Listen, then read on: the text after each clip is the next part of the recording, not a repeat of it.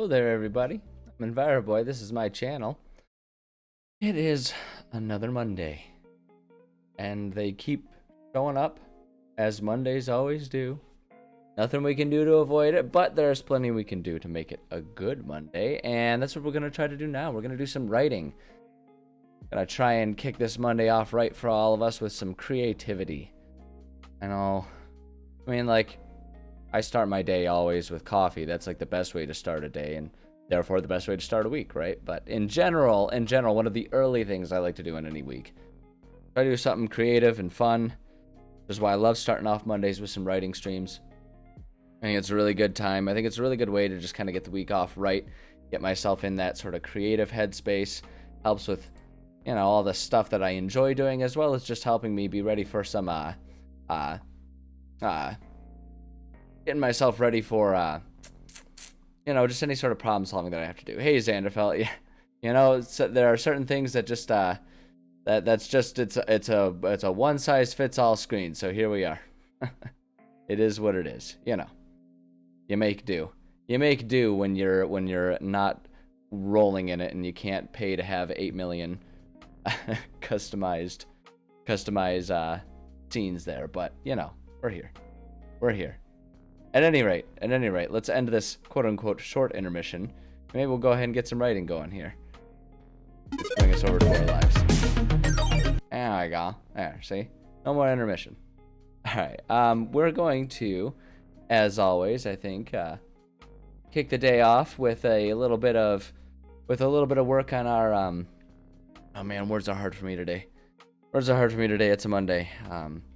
Our rune / enchantment system that we've been working on for, you know, like ever, and we'll continue to work on forever, because it's a huge project and it's tons of fun.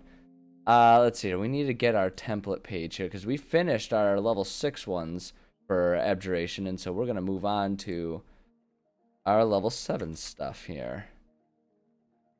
To level 7 imbibements. There we go. That there, and then a lot of this stuff we can kind of clear out here. We're just not going to need. No. What are you doing to me here? What? Work with me here. Let's work with me here. There we go. Get rid of that. Click that one. Boom. There we go. Full. And let's see here. There we go. You know what, Xanderfell, you're full of good ideas, and I'll take them into consideration. All right, let's see here. So level 7 imbibements. Let's see. Come on, where's my?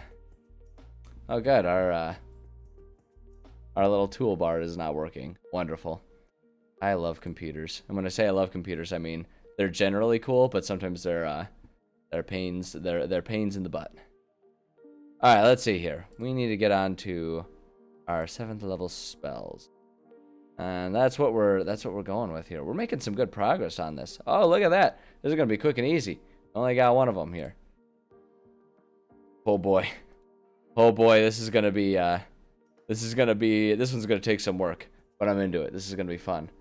I'm excited about it. All right, we are working with our symbol. Oh my gosh, this is gonna be interesting to turn this into a rune system. Alright, but let's go ahead and copy and paste this, and we can start our work on it here.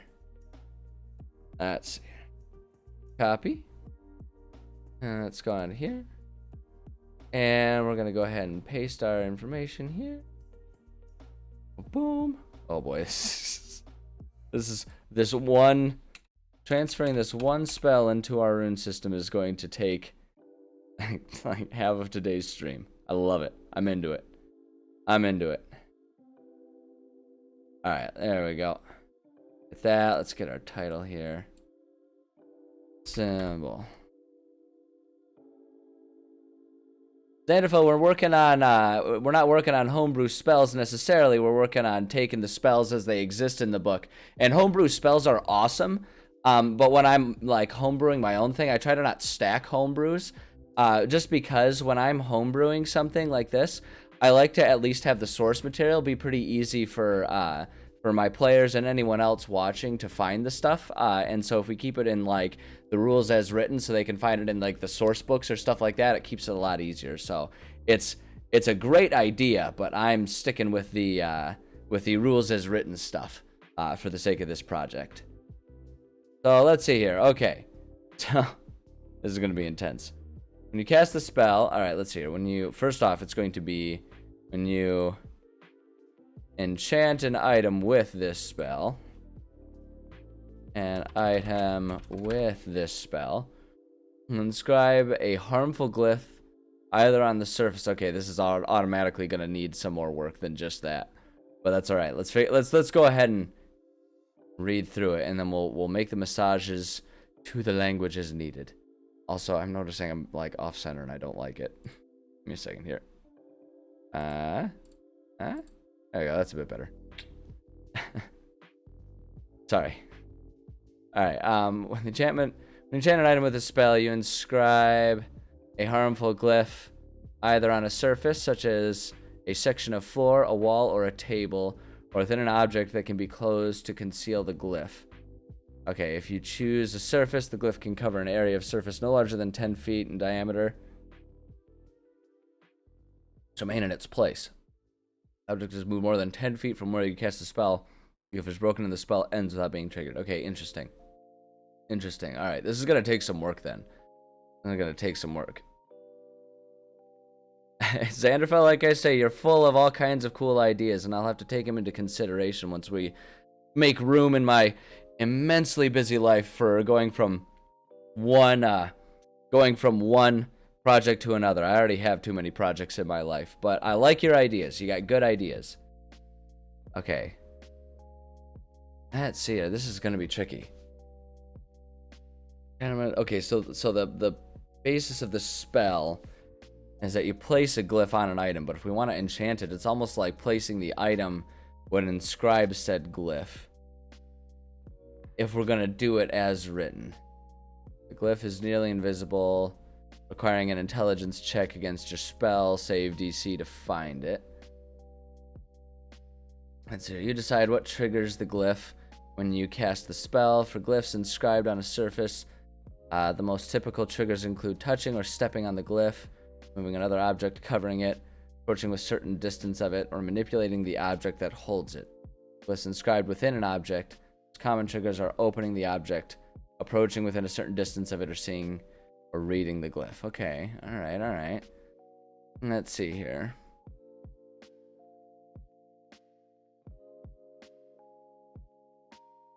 Let's see here. Yeah, this is gonna take some work.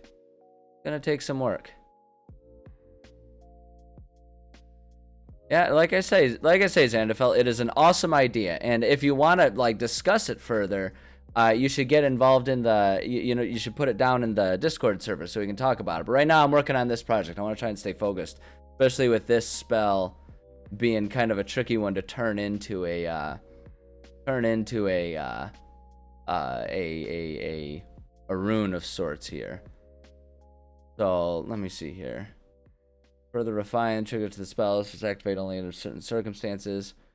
Physical characteristics such as height or weight or physical kind. For example, the ward be set to affect tags or shape changes. You can also specify creatures that don't trigger the glyph. Those who say a certain password. So I like immediately what I'm thinking about here is I need to try and figure out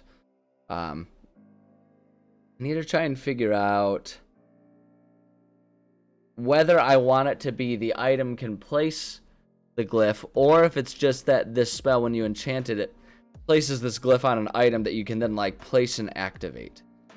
Is sort of the interesting thing with this. Like, do I want it to be like a stamp that can place the glyph, or do I want this item to just have that glyph on it and you can place it and activate it? And I feel like it being, an item that like stamps it on there is the way to go. Like basically you're enchanting an item to be able to cast the spell or something like that.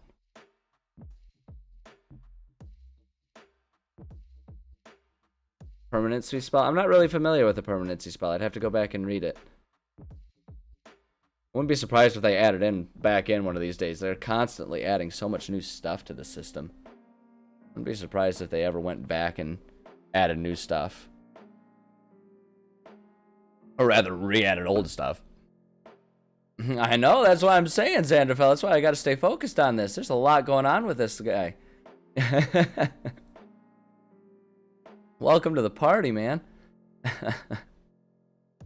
Describe the glyph. Choose one of the options below for its effect. Once triggered. Alright,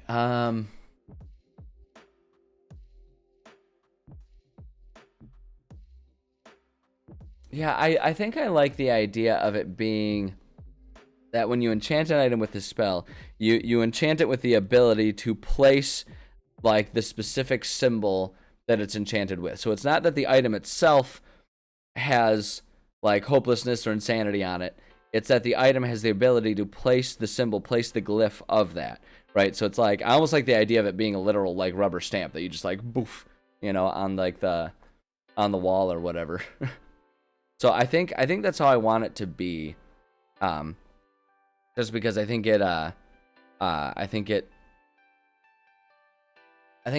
more to the spirit of it, and I think that makes it a bit easier to use, because while so as a rune, like as an item that can cast it, you know, or an enchanted item, it's already going to be limited to only doing one of these. The baseline is that once you enchant an item with it, it's going to be stuck with the one effect that you do with it. So you have to choose one. So I think I want to do that, but then you can still sort of like control what triggers it.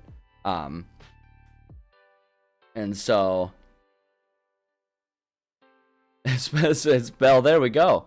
There you go, Xanderfell. That's you ask and you shall receive, kind of. It's not exactly that, but you know. There you go. They were one step ahead of you there. Okay, yeah. So when you enchant an item with a spell, you grant it the ability to inscribe a harmful glyph either on a surface or within an object that can be closed to conceal the glyph. All right, and then it can stay the same. If you choose a surface, the glyph can cover the area of the surface no longer than 10 feet in diameter. If you choose an object, that object must remain in its place. The object is moved more than 5 feet from where you cast the spell. The glyph is broken, and the spell ends without being triggered. Yeah, I think that works. I think that works just perfectly. The glyph is nearly invisible, requiring an intelligence. That makes sense. That can stay the same. You decide what triggers the glyph when you cast the spell. We're going to say just when you place the glyph. Since we're not exactly casting a spell in this situation. When you place a glyph. For glyphs inscribed on a surface, the most typical triggers include touching or stepping on the glyph, removing another object from it. Yeah, I think that's all good.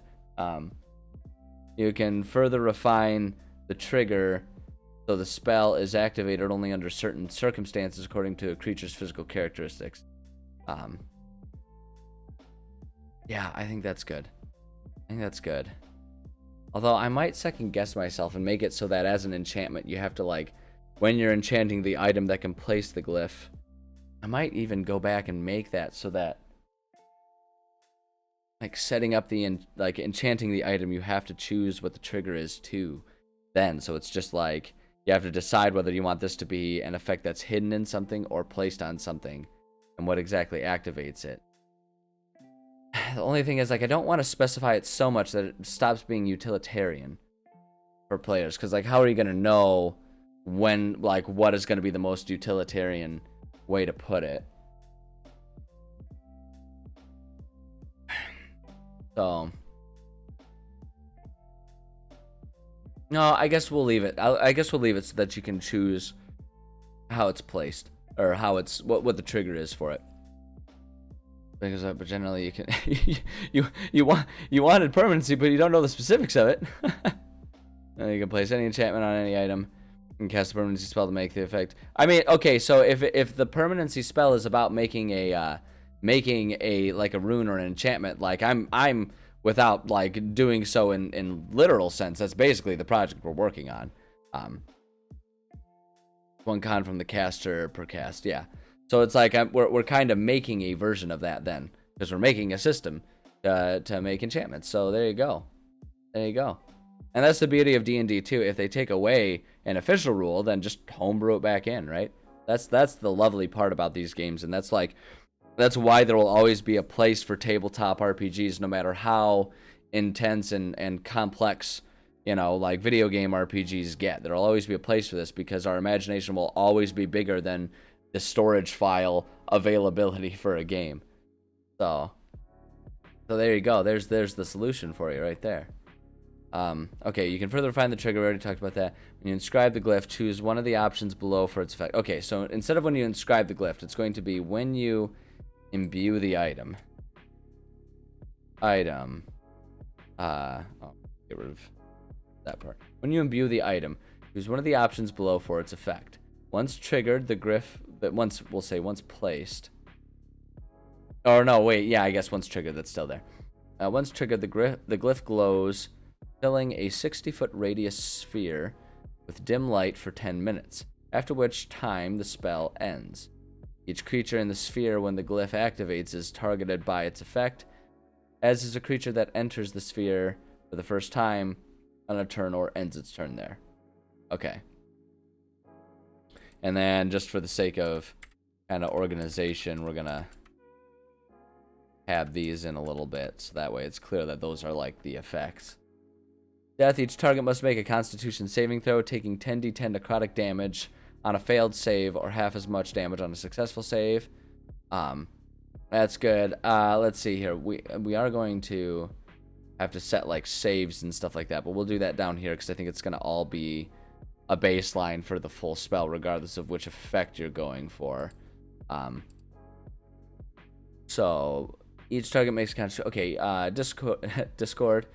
Each target must make a Constitution saving throw. If successful, they connect to a group of people and can join a party chat that can have both voice and text. Oh, wrong Discord. Haha, funny joke. On a failed save, a target bickers and argues with the other creature for 1 minute. Oh, so it is Discord. Okay, got it. It's any messaging system. It's any internet-based messaging system. Got it. For 1 minute. During this time, it is incapable of meaningful communication as it has disadvantage on attack rolls and ability checks. God damn, it does. It turns it into exactly any chat room or comment section on any message board. Oh lordy. Oh my god. I'm not even gonna apologize for that one. We all know it's true. We all know that's exactly what every message board turns into. It doesn't matter how amicable you think the service is. It will eventually turn into that because that's just how it goes. I love it. Anyway, fear. Each target must make a wisdom saving throw and become frightened for 1 minute on a failed save. While frightened, the target drops whatever it is holding and must move at least 30 feet away from the glyph on each of its turns if able. Perfect.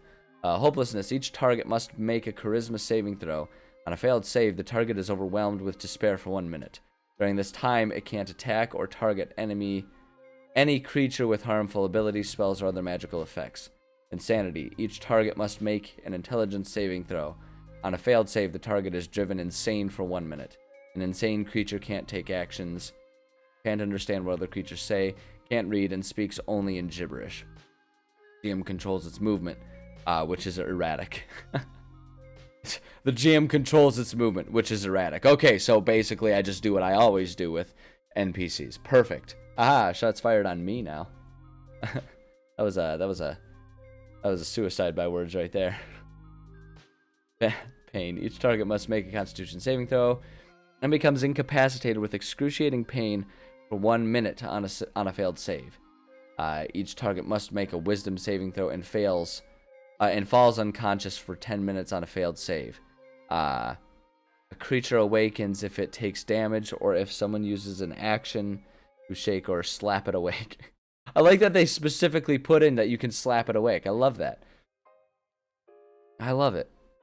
Stunning. Each target, stunning. Each target becomes absolutely gorgeous. Just stunning. Each target must make a wisdom saving throw and become stunned for 1 minute on a failed save. Okay. All right, yeah, that all works. Although now I'm starting to second guess exactly how I want this enchantment to go on an item. I kind of want it to be like, I'm starting to think maybe it'd be fun if it's like you place the symbol on the item and that item has that ability about it, and when you're enchanting it, you're just able to decide like who or what type of creature is immune to the effects. So you can just like activate it, and then the item that you have emanates that like effect, right? So it's like you can just be there, and like if you have like a I don't know, like a sword of fear or whatever, like, and you can have it activated so that when you draw the sword, anyone who's hostile towards you, you know, has to deal with it, and like that's just the nature of the sword. I feel like that almost makes it a cooler flavor, a bit more complicated to manage, but you know, like screw it, we're already adding complexity to the game by creating this system in the first place, so we might as well go all out and set it up, because you know we're already, you know, we can set that and we can dictate that the item, like the trigger has to be decided when enchanting the item. So I think I want to change it to doing that. I think I'd want to do that. Let's see here. Homebrew into D&D if you're a competent DM. I mean, you don't have to be a competent DM to do stuff. Case in point, I do all kinds of stuff in D&D, and there's no way I'm competent. I'm passable at best, but competent that's generous. I just don't need souls. I'll let you send them into their minion. Based on intelligence score. Spells available to all casters, but takes experience instead of. Those are replaced by non-weapon proficiencies. Fighters get level drain, ability check. Yeah, those are all really interesting ideas. They would all need a little massaging to make sure the rules, you know, keep them balanced and stuff like that. But there's like everything you're saying. There's no reason you can't homebrew a system in there. You just gotta, you know, go through the process. The other thing about with homebrewing too, and this is just a generalized TED Talk level like tip for anyone doing homebrew stuff. Be prepared to talk with your players and recognize that anything that's homebrewed may be altered or edited as the campaign goes on, right? Because like it is very hard to know up front every system that's going to be in place. So like I make sure that my players understand when we're using a homebrew system, it is subject to change at any point in time, right? Like if I feel that it's becoming too powerful the way it's written, I reserve the right to like alter the homebrew, right? Like and my players, generally speaking, because I play with my friends, they're all pretty on board with that and they all understand. Because the flip side of it is too, if they're frustrated or they dislike a homebrew system, we can change it too to make sure that it's not ruining the game for them. So like, you know, just like I say, don't worry about being a competent DM, just worry about trying to figure out a way to make it work, because that's the beauty of D&D, is that you can homebrew anything that you want into it. That's the wonderful part about tabletop RPGs. But I'll get off that soapbox, because I feel like it's not any new information. But yeah, okay. So yeah, you know what? I want to change this. When you enchant an item with a spell, you grant it the ability. So instead of to inscribe a harmful glyph, I just want it to be, you grant it the ability to activate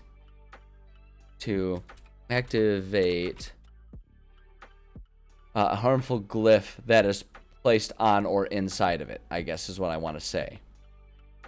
A glyph that is placed on or inside of it. If you choose a surface of the item, the glyph can cover an area of the surface no larger than 10 feet in diameter. If you choose an object, that object must remain... Okay, we're going to get rid of that. Yeah, I'm going to get rid of that if the object is moved more than 10 feet. So that'll be the trade-off. So it's like incredibly limiting, because you have to choose the spell, who is immune to it, and the spell, who is immune to it, and what am I trying to say? And what triggers it. You have to choose it up front, but the flip side of it is that object, like the symbol, the glyph, is mobile with that object. It's as mobile as the object is. So I think that's what I want to do, and that's going to be like kind of the balancing trade-off. That's like the added power given how many limitations I'm adding to it, but I think that makes it more fun. Do I review homebrew? Like watching someone reasonable get random homebrew on Bound would be hilarious. I don't do that, and I hesitate just a little bit because like I don't want anyone to like feel targeted or attacked. You know what I mean? It is an amusing idea, and I mean I guess if there was a way to do it anonymously, that might be fun. I can definitely see the entertainment in it. I don't generally do that, like in the sense that like I wouldn't do it on stream. Because the other thing about it too is I've got so much stuff that I'm writing that we've got all kinds of stuff to keep up with in terms of streaming content. But the flip side, I will add to that though, in the sense of if anyone had stuff they wanted me to review specifically, whether it was theirs or something else that someone else created because you're curious about using it in a book, you're curious just what my thoughts are about it. In my Discord, if you post any sort of homebrew, I would 100% take the time to do that. And actually, like if you really wanted me to review something that you found somewhere, there's nothing stopping you from like posting it in the Discord, and you know I could take that and like review it on stream just with that anonymity added there. Like I don't know that I'd want to go to a message board where you could just like see stuff without me being able to like have the chance to hide it, because like I wouldn't want to like, I don't know, people get weird and people get really precious about rule systems and stuff like that. I mean, like the term rules lawyer has come up for a reason, right? And so it's like I wouldn't want to accidentally make someone the target just because other people get so intense about whether they like or dislike someone else's homebrew and stuff like that. Because the other thing about it is there's like so much context that goes behind, that goes into whether, you know, why a homebrew is being made.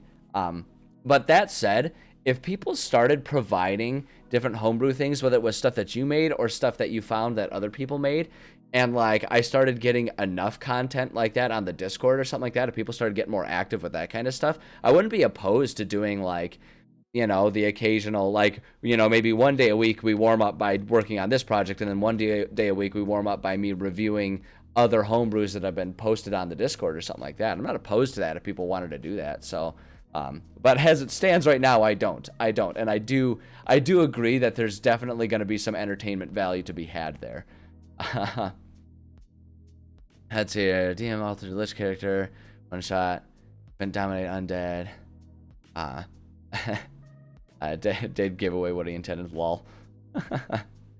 Character was the one he had to worry about. Discovered too late. He allowed an assassin with scarier abilities than my lich. Yeah. I mean, and that's like, and that type of situation is why I always tell my players I reserve the right to to change things, but they also have every right to critique and ask for things to be changed, because it's just like it's so impossible to know as things go on. So, you know, but like, again, that stuff works because I make sure and like DM for my friends. I don't DM for like random people that I, you know, like I don't take out ads on different message boards or anything like that. It's too much of a grab bag, and I have too little time to spend like any significant amount of time policing. So I try to just stick with playing with my friends, which makes it a lot easier to handle those types of things. Which channel should you link if there was a subclass for perusal? I can't think of all the titles off the top of my head, but I know there's like a couple. There's a section with a few different sharing channels, like where it's intended to be like if you have artwork or if you have homebrew stuff that you want to share with the group. That's kind of what those are for. But like, I mean, my Discord is small enough and disorganized enough because I do not have enough time to actually properly manage it. I'm a terrible self-moderator. I do my best. But if you put it there, I'll see that there's a new thing and I'll put it and like I'll check it out. And if we want it in a better place, I'll just move it. Hi, Kitty. Are you wanting to come up and join? Come here. Come on up. I know. Hi. Come on up. Aw, there's a sweet kitty. We have our fabulous one-eyed editor with us. Boo, there she is. She's come to say hi. I know she's been very sweet today. She was a bit of a butthole over the weekend, but she's been very sweet today. So we are going to we're going to hang out, looks like. Oh, I know. It's a very sweet kitty. Leela is here. Never fear. Oh boy. That's my insanity murder sword. I mean, I actually like the idea of calling it an insanity murder sword. No, there's no problem at all. As long as it's generally on topic. So the topic being homebrew stuff, you know, as we're discussing it, there's no problem with that. There's no problem with that. You're all good. You're all good. I would just start ignoring you if I had a problem with it. Like, I wouldn't call you out or anything. I would just flat out ignore you. I've done that. I've done that very rarely, but it's usually how it ends up doing. People get really mad about that one, but you know, my stream, I can do what I want. No, you're fine. You're absolutely fine. No, I have yet to be annoyed with anyone in chat today. So you guys are all doing just fine. Yeah, no, I agree with you. I agree with you. Like, I learned very early on in my DMing career, as to what you're saying, Xanderfell, with rules lawyers. I learned very on in my D&D DMing career that if there's someone who's a rules lawyer, you just have to be willing to let them be upset about things if you want a game to run smoothly. Because if you let them be the ones in charge of everything, like, regardless of if they're right or wrong, if they're able to constantly overtake, you know, the conversation or the discussion or whatever's happening at the table, it gets in the way of everyone else's fun. Because again, regardless of if they're right or wrong, most people, the average player, gets really tired of the constant discussion. And the way I always manage it, you know, here we go. Here's another TED Talk thing. You know, I guess we're turning this into DMing tips from EnviroBoy. If you have a rules lawyer in your party, you don't. The best way to handle it, I've found, is to make it just sort of a generalized rule. Like, I don't make it something, like, I've never had to make it something that I, like, strictly enforced in the sense, like, I pull out a stopwatch. But, like, just, like, the spirit of the rule, and I've always had people, everyone in any of my parties, rules lawyer or not, has always respected it, and it's always been a good rule that people sort of find to be fair and balanced and easy to work with. I usually set a rule that if you disagree with a call or a rule or something like that, you have 10 seconds to make an argument. And at the end of it, I will either uphold the original decision or I will reverse the original decision, right? Depending on that argument made. You have 10 seconds to make it. That doesn't mean the discussion is done, period. It means the discussion is done for the session. And then if we want to have further discussion, it can be done after the session and between, you know, before the next session. The next session via like text or chat group or whatever, however we're communicating, whether it's like on Discord or through text messages or whatever. Like, that's usually the rule that I establish. And most people find that to be fair because it doesn't close the door on discussion, which will appease those who, like I said, regardless of if they're a rules lawyer, some people will just, like, even without being a rules lawyer, they'll feel strongly about a specific rule or something like that. And it's okay for them to, and they should be heard, and they should, you know, have the chance to express their concerns and their feelings about things. So I want to leave that door open for my players always, but I don't want to derail a session, especially these days. Like with my group, we play for about 2 to 3 hours, depending on what kind of time we have, once a week. Right? So it's like we play once a week, which is more consistent than most groups, but it's only for 2 hours, which means if we get bogged down by like 3 rules discussions every turn or every session, we might only get a half hour of game in. So, you know, that's kind of the rule I set for my table, and it's always been a pretty good one. You know, like I say, I don't pull out the stopwatch and be like, okay, 10 seconds starts now. It's just more so like, okay, explain your argument, and then I sit there and I listen to it and I say, okay, that makes sense. I'll agree with what you're saying, or I'll say, I don't know, I still feel this way. I'm going to, for now, make this call, but we can discuss it further later. And then we move on. And that seems to be pretty agreeable to almost everyone. And that's the other type of thing, too, where it's like, if that's agreeable to all but one player at the table, then maybe that's kind of your sign that there's one player that this just isn't the game for them. It doesn't have to be they're a terrible person. It doesn't have to be a situation where you think they think you're a terrible person or anything like that. It just means that this isn't the game for them.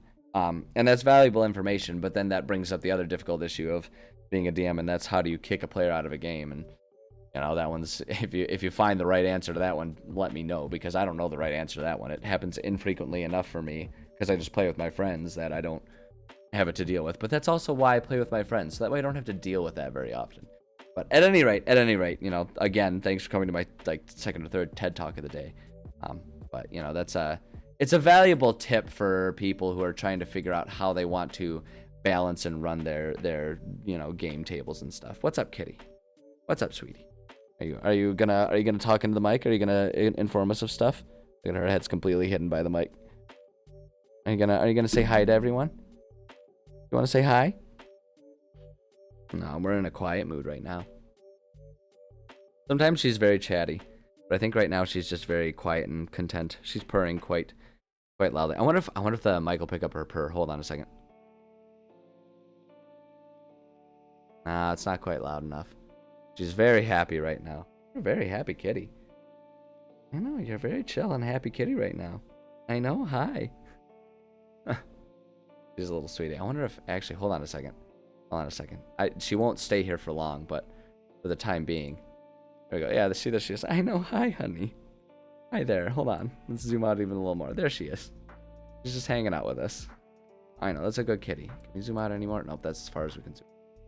We'll zoom back in for the sake of keeping me at the center of attention, you know. Dedicated kitty mic setup. I know. Well, like I say, that's the first thing I'm trying to, like, the first upgrade once I save up a little more. I know. Hi, sweetie. Yes, I tell you all the time, you're very popular. People get much more excited when you're on camera than me. But I have said for a while that one of these days, like the next upgrade to my streaming setup I'm going to do is a dedicated kitty cam. And it's just a cam, like my intent is to have a camera that's a bit more free floating on a stand or something that I can easily turn and just leave it on her when she decides to show up, and we can have a second cam there. And then after that we can work on miking her up. We'll work on training her to wear a little like kitty business collar, and we can mic her up with that, so that the mic follows her around and we can hear everything she has to say. I know, you're very popular because you're very sweet. You're very cute and very sweet. And you're also very popular because people don't see you, when it's 3:30 in the morning and you decide you want food, so you wake me up. Yeah, they don't have to deal with that. That makes you extra cute to everyone else. Just barely in the camera right now. So go kitty. I know, sweet. Hypocrites in the community. VCs won't work yet. Vampires, playable race. Yeah. There's, I mean, it just kind of plays off of the human condition of people grant more leeway to their own ideas than they do to other people's ideas. Whether it's fair or not depends on the specifics, but everyone is biased towards their own ideas in some way, shape, or form. That's just how it goes. Good players, bad for the game, refuse to be good sports player. Good sport players, personality flaws, turning the game too much. Yeah. I mean, it's whether a player should or shouldn't remain with a party is always going to be 100% specific to the situation, because it's going to depend on what is the source of the friction, who is the source of the friction, and what other options for managing it are there. It's never going to be an easy thing to figure out, which is why it's hard to give advice to it. Even if I did have experience doing it, it's hard to give advice to that because it's always going to be different. My secret vote is not a terrible idea. The biggest problem is, regardless of how it's decided, eventually someone needs to be the bad guy. Someone will need to be the bad guy and inform said person that they're no longer part of the group. And that's always a difficult thing. I'm zooming back in because Kitty has decided she's done hanging out with us for the time being. I don't know how much I don't remember how much I had to zoom. That looks like a lot, but I don't know. I'm the star of the show. Make me front and center. Wait, hold on a second. I am the star of the show. Front and center. Wait. Oh, no, that's not center. There it is. Ah! I am the show. I am Big Brother. Sorry, anyway. I will stop power tripping for now. What the hell are we working on? Working on the symbol thing.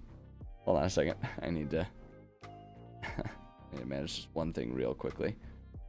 Super duper quickly. Because as always, I am multitasking far more than is responsible or healthy for someone who wishes to remain sane. I honestly may not even be sane in the first place. So I guess if that's the case, then it's like fine. it's fine because, like, you know, it's not like we need to preserve anything. Boy, oh boy. I asked everyone if they should agree. Yeah, there you go. Throw everyone equally under the bus. Yeah, it's all unique situations. It's all unique situations. No easy way to do it. The only consistent advice I can really give is be honest and be open about everything always. Because if you're honest and open about everything always, then that's how you can minimize chances of miscommunications and like miscommunications, whether intentional or accidental. And that's one of the most important things regardless of the situation. So, okay, so let's see. I wanted to change this so the item itself gives off the aura of whatever the symbol is. So we got to go through and modify our language a little bit to make sure we got that in place. When you enchant an item with this spell, you're granted the ability to activate a harmful glyph that is placed on or inside of it. If you choose the surface of the item, the glyph can cover an area of the surface no larger than 10 feet in diameter. Yep. Nearly invisible, requiring an intelligence against your spell. So against, I'm just going to actually, instead of against your spell DC, we're just going to save it to check to find it, because we're going to set the DC down here with the save. But I actually like still specifying that it's invisible, so that way if you have, like, you know, your armor, breastplate, or your shield that has like a symbol imbued on it, like, it might not be noticeable, so people might not realize you've got a magical shield or whatever. Because that can be really important, whether or not people are aware that there's a magical effect happening with a shield or something, right? Makes it a target for being stolen or something like that, which would be fun, but also would really maybe hamper what a player might want to do with a symbol. So at any rate, that's good. So we're going to make this specifically: when you imbue the item, you decide what triggers the glyph. What triggers the glyph. Actually, we're just going to save it like that. What triggers the glyph, right? Because it's always present, and now we're just like triggering it. For glyphs inscribed on a surface, the most typical triggers include touching or stepping on the glyph, removing another object covering it, approaching within a certain distance of it, or manipulating the object that holds it. For glyphs inscribed within an object, most common triggers are opening the object, approaching within a certain distance of it, or seeing or reading the glyph. Yeah, I think that's fine. You can further refine the trigger so the spell is activated only under certain circumstances. Certain stances, if you will. According to a creature's physical characteristics. That's one of the worst puns I've ever come up with. I apologize. I'm very sorry for that. Let's see. You can also specify creatures that don't trigger the glyph, such as those who say a certain password. Yeah, that's fair. When you imbue the item, choose one of the options below for its effect. Once triggered, the glyph glows, filling a 60-foot radius sphere. See, I think I almost want to get rid of that one. Well, no, I think that's fair. Once you trigger it, because, like, it'll make your shield or whatever glow, or your sword glow. That's actually pretty awesome. If you did, like, if you did the death one, oh my god, you can make, like, a necrotic lightsaber out of it. You imbue it with the death thing, so that way it does, like, more damage, so it's like an extra powerful laser sword, and it glows gold. The sword does. Oh, that's awesome. I want that now. I want the lightsaber. As is a creature that enters the sphere. Okay, yeah, let's just talk about the effects. Yeah, I think that's great. And then each of these can just be as it is. So it's like the aura emanates from the item rather than from where you play. Well, like, it is from where you place the glyph. You just are placing it on the item when you're enchanting it. Oh, I think that's cool. What's up, kitty? Are you just gonna hang out over there on the corner now? I got tired of being on my lap. I actually don't blame her. She doesn't spend a whole lot of time on my lap this time of year, and I don't blame her because it's definitely summertime, which means it's definitely pretty warm, and I am a cheap son of a gun, so I do not crank the AC up very high. It is much warmer in here than it is during the winter, so I don't blame her for not wanting to be sharing body heat forever. You might see her. Wonder if she'll gonna go exploring. Okay. Sometimes she pops up on her little chair, but like right here. I don't know how to angle my hand right for it. There it is. This chair right here. There's the point. Boop, boop, boop, boop. That's her spot. She hangs out infrequently, but looks like she is not interested in being there at the moment. Anyways. Yeah.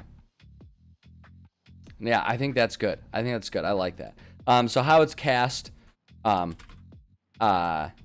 the command, we'll say how it's cast. I'm just gonna say specified during imbuement. And honestly, we can kind of start doing that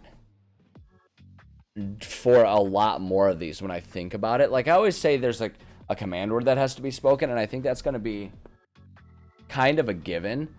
But I could see it being a situation where like where someone wants to specify a specific thing, but that also kind of just goes under that just kind of falls under working with your players and letting them make suggestions, and you being a DM who listens to their suggestions and maybe goes with it. So I think that's good. Range, we're gonna say 10-foot diameter. That one's already specified. The duration, what was the duration? I know there's gonna be one that exists. Like an hour, a minute. Casting time is a minute. Duration until dispelled or triggered. So yeah, so in this situation, I want to change it. I want to change it a little bit. I'm gonna say. Well, let me look through it again, see what it specifies, because I know it talks a little bit about some of them.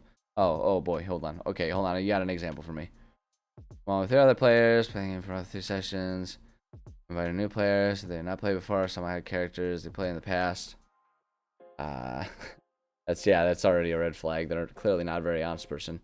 Characters built from scratch, but to have made sci-fi characters. Player made it. Oh yeah. Remember that felt like personal attacks through this. Yeah. I mean, if you get one problem player, then definitely kick them. Like I say, there are obvious red flags for things, but you don't even necessarily need to have a red flag or a trope situation. If someone just doesn't gel with the group, you're allowed to not have them be part of the group anymore. You know, like it sounds kind of mean, but like when you're talking about like a weekly game or something like that, you shouldn't have to put up with someone who just doesn't vibe with the group, right? So if they're just not gelling with you guys, then just like say so and be like, this isn't working for us. You know, and it's like, it sucks. And it might hurt someone's feelings, but at the same time, is that worse than just not enjoying the game for the duration of it, right? Until everyone, until like you're saying there, until everyone else quits and then no one can play. It's like, no, that's not great. But anyways, let's see here. Under certain circumstances, it's inscribed within an object, or triggers over to the object. Could be the item, choose one of the options below, strike once triggered. Excuse me. Like, 10 minutes after which time the spell ends. Okay, yeah, so it does kind of have it there.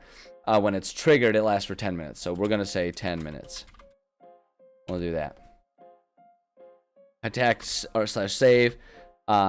We'll say saves are DC. We're going to set it to 17. I always do 10 plus the spell level. Understanding that it can be increased or decreased if the player wants to use that as part of, like, wants to change that, modify it as part of the excuse me as part of the process of imbuing it, right? Players can always imbue at a higher or lower level depending on the spell if they want to. It just takes more or less resources. Well, I guess it's like they can only do it at a higher level. Like there's no way to reduce the efficacy of this one. Its baseline is level 7, but you know what I mean? Like if this one allowed for it and they wanted to do it at level 9, then the DC would be 19, but it would take a lot more to enchant the item. So but yeah, we're gonna set it to saves are DC 17. Leave it right there. The imbibement type for this one, so this one is, excuse me, oh my goodness, this is an active one. This one comes close to being a passive one, but as a baseline, this is active. You do need to activate it. We're gonna say active. We're just gonna say active because any other part of it is dependent on exactly which one you do. So I think that's good. I think that works, and I like the way it is. Oh, let's see here. Oh, you got a resolution for us. Okay. Let's see here. And morale, it's comfortable. It's actual. Just kick them, told them later. Yeah, that's fair. That's a good DM. That's just how you have to handle it. Yeah, most narcissistic people do believe they're a gift to the world, and and that's one of the responsibilities. Like, at least this is my feeling on it. It's one of the responsibilities of being a DM. Like, if you want to accept that role, which is why like people really need to, I feel, respect their DMs. And I don't mean that just as someone who's a DM, because I'm a player too, and I have great respect for my DMs. Because when you accept the role as DM, like, you're put in a position of power, which gives you a lot of opportunities to decide how the game runs. But that also means, like, the responsibility is on you to manage the people. So if there is someone who's a problem, it kind of falls on the DM's shoulders, as far as I'm concerned. But it sounds like you had a good DM who handled it.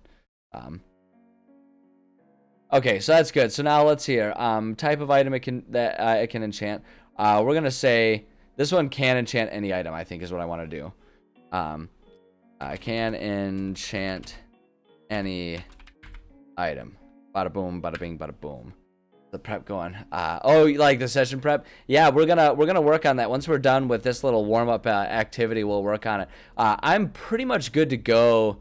We're pretty much good to go for tonight's session. But we'll probably cover a couple more things and just make sure we're good to go, and then we'll work on continuing to build up the buffer to make sure I've got everything prepped for future sessions as well. But we're almost there. We're gonna finish this item and then we'll start working on that type of stuff. Toss Sam Hurts twin. Shots fired. Man, we're all slinging shade today, aren't we? All right, let's see here. So an example item here. I'm just gonna do that just for the sake of formatting here. So I actually like the idea of I want to do the lightsaber idea. Hold on. Let's go ahead and look at our consistency guidelines though, for what I've done for level 7s. So a level 7 item, I've titled it, at least many months ago when I kind of came up with this idea, the King's Dynasty. Rulerships are built around these items.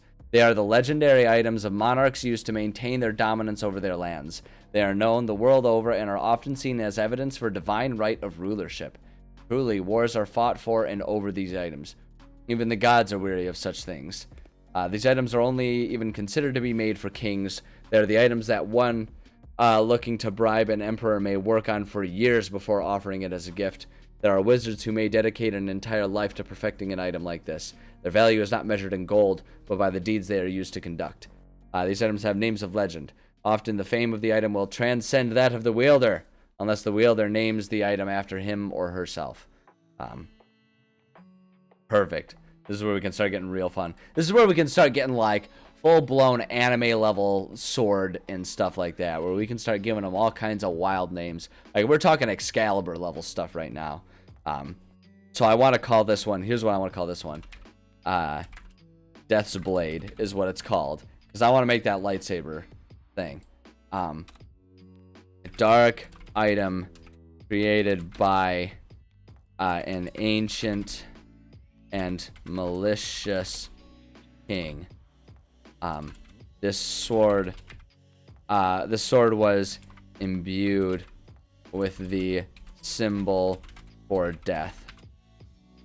Whenever this sword is drawn, it glows with a golden aura that was feared by all in its time. Because it'll have the death one, right? Each target must make a Constitution saving throw. So it's like basically the concept of this one is like, because like think about the power of this, right? So it's got that aura. It's a sword that's got an aura of 10 feet, right? Each target must make a Constitution saving throw, taking 10d10 necrotic damage on a failed save, or half as much on a successful save. So basically, anyone that this sword is attacking has to make that save as they're getting attacked. Are you wanting to come back up, kitty? What's up, hon? Are you coming back up? I know. Hi. Let me go. Oh no. Oh, I see. I see. So you came up and are immediately sitting off to the side. Here she is. There she is. Boom, there she is. She's going to sit on the side of the desk. Now, for those of you who have not interacted or heard me complaining about my own wonderful cat, she, this is what she does when she believes that she is owed a meal. She believes now that it is dinner time. Her dinner time is not until the stream is over, which is at least 3 hours from now. So be ready. She is going to make many appearances, all of them short and all of them distracting, and her standing in front of the monitor. So this is what I was saying when I said that many people think she's adorable because they don't have to deal with her being a butthole. This is the butthole part of it. This is what she does. So be ready. We're going to see many short appearances of her. If we could say that they get to roll for the advantage of attacking from high ground. I feel like it's more so if anyone is attacking from the low ground, it's an automatic fail. It's an automatic fail. I mean, you know, that's just it, because they have to make the save throw. So there we go. Time I heard DM kick themselves. Players supposed to be edgelord types. And the tavern each one picked a corner. It went nowhere. Damn, so I'll let you guys sort this out and left the server. I feel like that might have been mechanically the DM kicking himself, but I feel like the DM's kicking himself in the sense of like him just thinking like, why did I play with these guys? But I think really in spirit, that's the DM kicking everyone in the party. Let's see here. There we go. Oh, look at that. Okay, I might have spoken too soon. I might have been ragging on Leela a little too soon. She has now jumped up onto the top of her cat bed, which usually means she's going to just patiently nap up there until it's time for dinner. And she will stay up there for 3 hours. She's a cat. That's like the same as us like chilling out on the couch for 10 minutes. So, all right, let's see. A dark item created by an ancient and malicious king. The sword was imbued with a symbol for death. Whenever the sword is drawn, it glows with a golden aura that was feared by all in its time. Any who were targeted by the king with this sword felt the essence of death festering inside of them. Though most kings would have a dedicated servant. Let's see, yeah, servant for executions. This king preferred. Preferred. There it is. This king preferred to do his own killing, often reveling in the torture that the aura of his sword gave to his victims. And I do say I misspelled aura. His oro. There we go. Boom. I like that. That's actually just a really cool item. That's a really cool item. That a sword that like once he draws it, torture. I don't know. I feel like I actually want to leave it as torture, like this one, because maybe he immolates them at the same time. Maybe that's what it is. Like him reveling and doing his own actually has nothing to do with the power of his sword. That was just as part of the campaign to take over the throne, during the war. It's really just that he liked to burn his victims alive. That's what he did. He did a lot of burning at the stake, so he was torching them.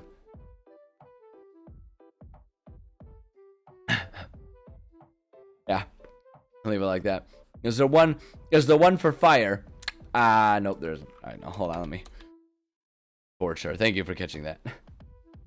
Freudian slip and all that. Oh, I think that's a cool item. I think that's a really cool item. A sword. You could also just do it like we could have gone with the fear option. A sword that literally strikes fear. A sword that literally strikes fear when it's drawn would be really cool too. This just in general is a really cool concept to have an item. Like I can see it's like, and the idea is that like when you're enchanting this, and this is like where it comes into play that this item is really powerful. When you're enchanting it, you have to like specify that your one of the immune people. Otherwise, when you activate it, it can impact you. But I actually like, okay, so now here's a really cool example item with this one. Suppose someone else makes a crown of insanity and then gifts it to a king that they want to ruin. So they give the king a crown of insanity, and they're the ones who know what it is and know how to activate it. It's like a king's advisor or something like that. So whenever the advisor is around, he can like activate that, and the king goes insane. And they like just do that until everyone agrees that the king is insane and like is ousted from the throne. And they use that as leverage to like gain the throne themselves or something like that. That'd be really interesting. And then, or alternatively, a king willfully installs it, puts insanity on it and they keep it for themselves. And so that way they can just use that as a way to strike insanity on any of their foes when they're present. I think that's perfect. That's perfect. What do they do? Mental resolve of cats. Later on sleep. I feel like it's less about mental resolve for cats, and I feel like it's more about mental simplicity. I think they're just very simple creatures that don't have a whole lot of higher thought going on. A guy, yeah, exactly. A guy who forgets to make himself immune to it. He forgets to specify that, and so he draws his own sword, and he's like he's immediately afraid of the own power that he wields. Draws it. Oh! Also, that guy is apparently Hank Hill. Oh! Burned down for what? All right. Anyway. All right. I think this is good. I think we've got this one good to go. The symbol spell here. So now, okay, I don't think there's anything additional that I want to add. I think everything else is covered there. Almost never have anything additional. I just like to put that there, so I don't know where to put something if it doesn't fit with anything else. But I think that's good. So now we get to have some real fun. What if placing the symbol, placing this glyph on the item makes it sentient? Right? I really like this idea immediately. So again, like the idea of this being a random table, right, that you just roll and see each of these traits, like good and evil. It's not about whether the item does good or evil things to the person, right? That's kind of where the difference between just basic sentience and curse goes. Curse is that it's like bad for the user as much as anyone else. Sentient is like it's good for the user. So an evil one, so a good item is an item that wants to do something extra to help the user or the owner, whereas an evil one is something that wants to do something extra bad to the target of it, right? Something extra dickish. Lawful being that it's a bit more powerful, but it narrows its focus. Whereas if it's chaotic, it's a bit broader in its effect, but it's a bit less powerful. So I've actually got a few ideas for how to do this. At least, and in fact, I'm just going to start with it. I'm going to start with lawful and chaotic here. Lawful. The item has a narrower field of effect, but is immensely, there it is, yeah. Immensely powerful within that aura. We'll say effective radius is only, effective diameter. That's what I want. Diameter is only 5 feet, right? So it's like it basically only affects anything within like a 5 feet diameter of it. And I would consider that too. Like what I'll say with that. Actually, you know what? That's almost too narrow depending on the effect, right? I guess what I would say is like, yeah, I'm immediately seeing some problems with that because the 10-foot diameter makes it so that way, that works because then the concept is that, like, if you're wearing the item, then, like, anyone adjacent can feel the effect. The reason that the 5 and 10 feet, diameter is there is because normally you would place it on the ground, so it's like it would just be one specific space. So maybe a cone. A cone, yeah, that's a good thought. Effective, I like that. I like that a lot. Effective area is we'll say a 10-foot cone in front of the user. So we'll do something like that. Like, so it like targets its effect on wherever it's facing, right? And with a sword that kind of makes it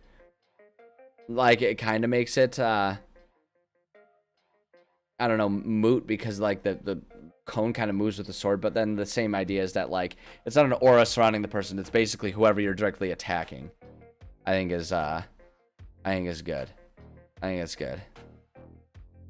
Let's see here. Alright, sorry, Xanderfell, I saw you. I missed something of yours here. Feather of Agony. Brush feather against person. Fail con save. They are incapacitated by excruciating pain for 1 minute. Yeah. I mean, yeah, I was gonna say, yeah, it's definitely, that's got the pain one going. That's that's kind of a fun concept. You could give that to a bard, and they could like have the feather in their hat, and they just like just sort of subtly, when they do they just like do a flourishing bow to someone that they dislike, and they get hit with the feather, and they're immediately in agony. Be a subtle way to get back at people who are like criticizing you or something. You have to call it macaroni too. You get it? Like that one old song, that Yankee Doodle song, right? Feather in your hat and call it macaroni. Bada bing, bada boom. I finally made that line relevant to anything other than singing that song. I've done it. You can worship me. That's acceptable. That's acceptable and understood. Anyone else even think about that line as much as I do? That line has too much rent-free space in my head. Ever since the first time I heard it in elementary school. I can still remember the first time I ever heard it in elementary school. Right? It was with our music teacher, and we were asking her what does it mean when he puts the feather in his hat and calls it macaroni. And she's like, oh, it was just like what they said back in the day, that something was like cool. It's like, and like I can remember exactly how she said it too. She's like, oh yeah, it's like you're looking at that hat and you're like, oh wow, that hat is so macaroni. And it's like, it's so silly. Language is a funny thing, man. But at any rate, there you go. There you go, I brought it full circle, and today it was relevant for our discussion. So, you're welcome. That was pretty macaroni of me. Anyway. I failed the been feeling effects ever since. Oh my god, I've been cursed. I was cursed by my music teacher in elementary school. I know, it's there. Oh boy. The things we remember, right? The things we remember. Like anyone with a bat and they fall asleep. Now, are we talking a bat like rabies bat, or a bat as in baseball bat? That can make a difference. That can make a huge difference. And arguably, if someone's knocked unconscious, that's like, we call that going to sleep. So, you know, colloquially, you're just making a bat of batting. Let's see. So effective area is 10-foot cone in front of the user. I wanted to say in front of the user. But I want to make it, however, the target automatically fails the save, right? So it's like it only impacts the person you're targeting, but that person automatically fails it.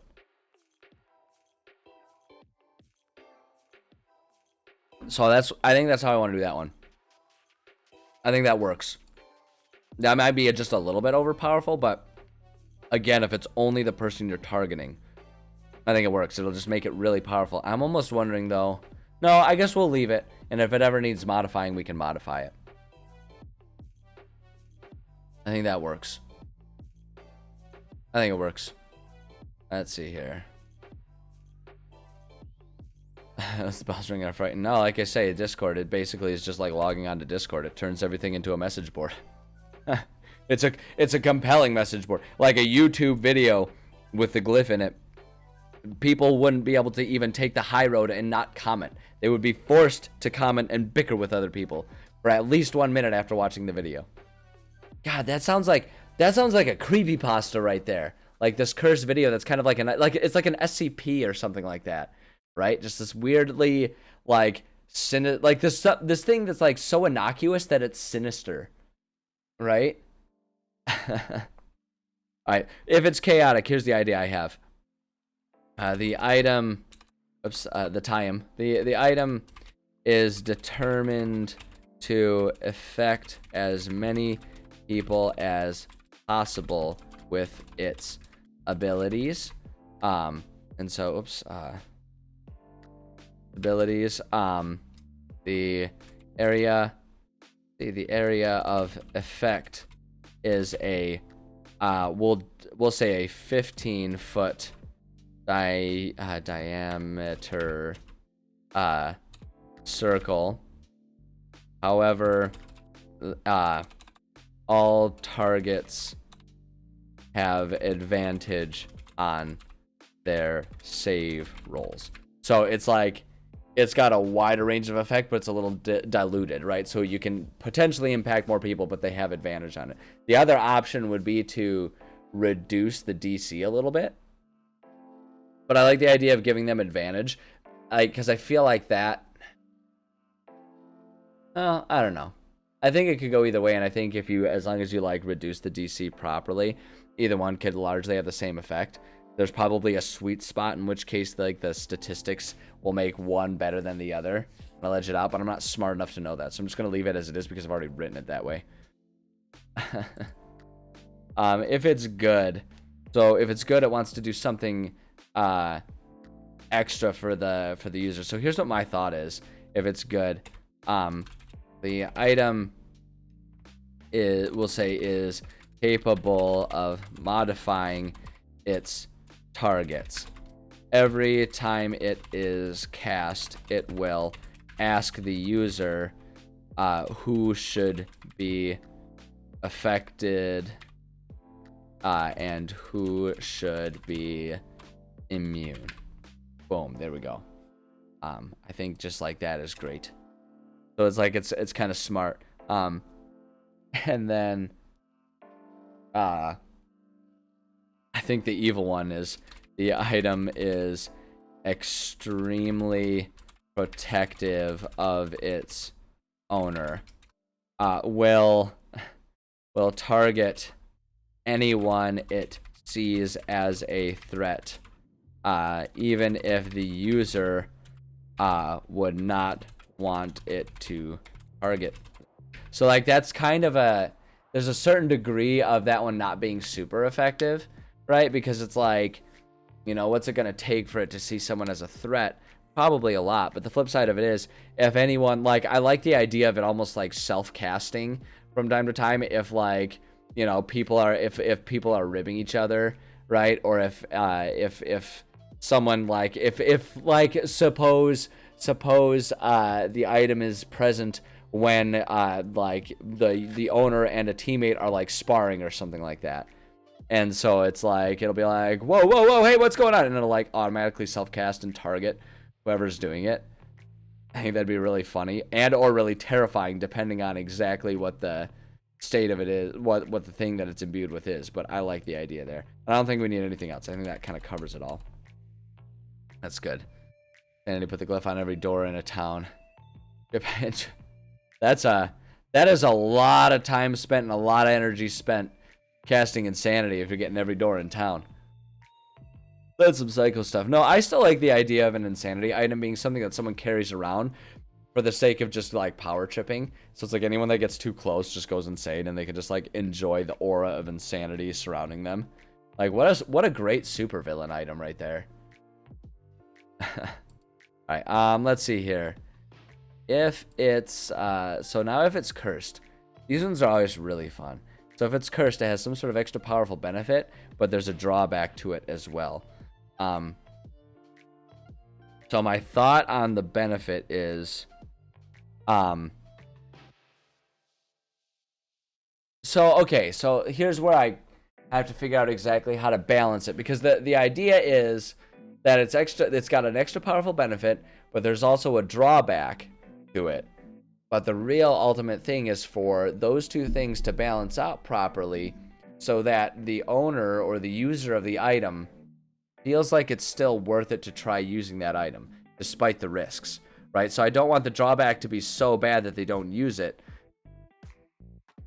nor do I want it to be so mild that they're never afraid of it and it never does anything to them, right? Because that's, to me, that's more fun than just like, oh, it's a cursed knife. Every time you use it, it hurts you as well. Because then it's like, it's just really obvious, you know, or like a cursed item that like only attacks you. It's like, oh, if you try to stab someone with it, like you're the only one, you take the damage and no one else does.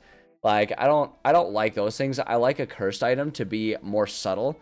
Like I say, something that's more so, it's less that it curses you and more that like it opens up the opportunity for you to you know, get as much as you give. Sort of the idea. And so like my thought is it's always active. So it becomes a passive thing. It's passively always active. But the side effect is that it's not like you can't ever like it's like I want the drawback to kind of be something along the lines of it's possible that it could affect teammates or even the person using the item. Oh, excuse me. But you got to figure out how to balance it, because like if it always does that type of stuff, then it just becomes this really negative item that can be like super disruptive. I don't like it to be constantly disruptive and to like derail whatever else is going on in the game. I like it to just be a passively like potentially problematic item.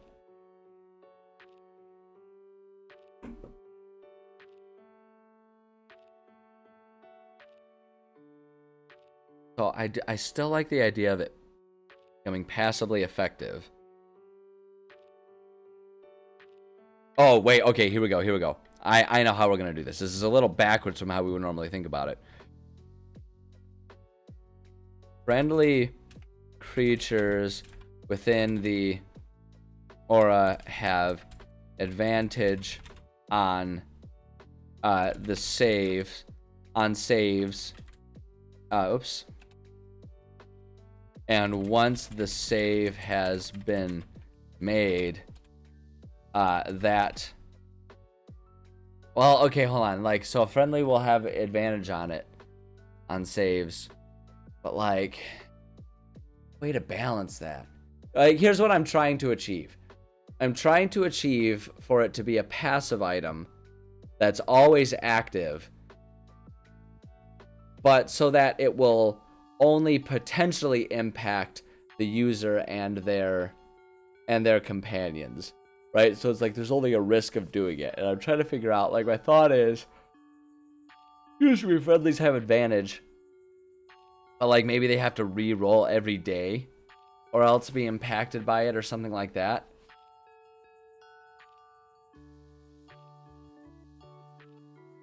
And like I was gonna make them immune, but I don't want that, because then it begs the question of like, why can't anything else that makes the save become immune, and what determines friendly or not, right? And add a glyph to a musical instrument. Our theaters start playing. They're so good they're literally stunned. I like that one. I like that one. What a stunning performance, they'll say. I was stunned by his competence. Or actually, even better would be if they're like a terrible musician. I was stunned with how bad it was. I can't believe they allowed him on stage. I was stunned.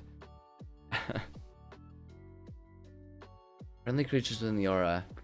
So so the problematic side effect is like in this situation, the problematic side effect is the item is always passively active. You just do that, so it's like always active. There's a way to do this. There's a way to get this exactly like I'm thinking about. I just got to figure out what it is.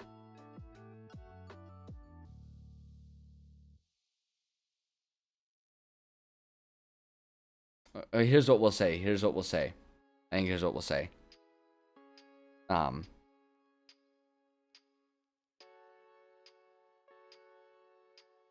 Well, maybe I shouldn't be too afraid of making it powerful, because the concept behind this is that the person programs into it, excuse me, who's friendly and who's not friendly. So it's just like the curse kind of comes into a situation when they haven't specified clearly enough who is or isn't an enemy. right? So it's like, it's kind of one of those things where it's like, it's your own fault if you're not specifying these things. Any beneficial curse? Yeah, it's some of them are easier than others.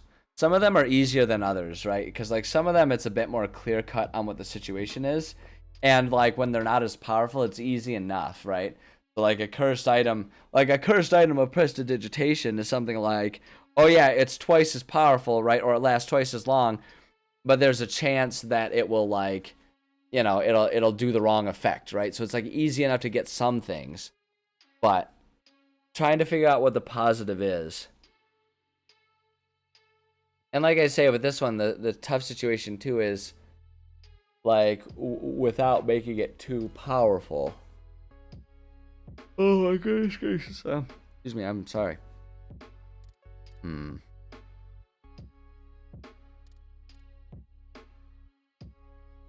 The other idea is you can say the item is capable of changing the effect. Like it's capable of changing the effect. But the negative is that it's what chooses the effect, and it chooses it every day or something like that.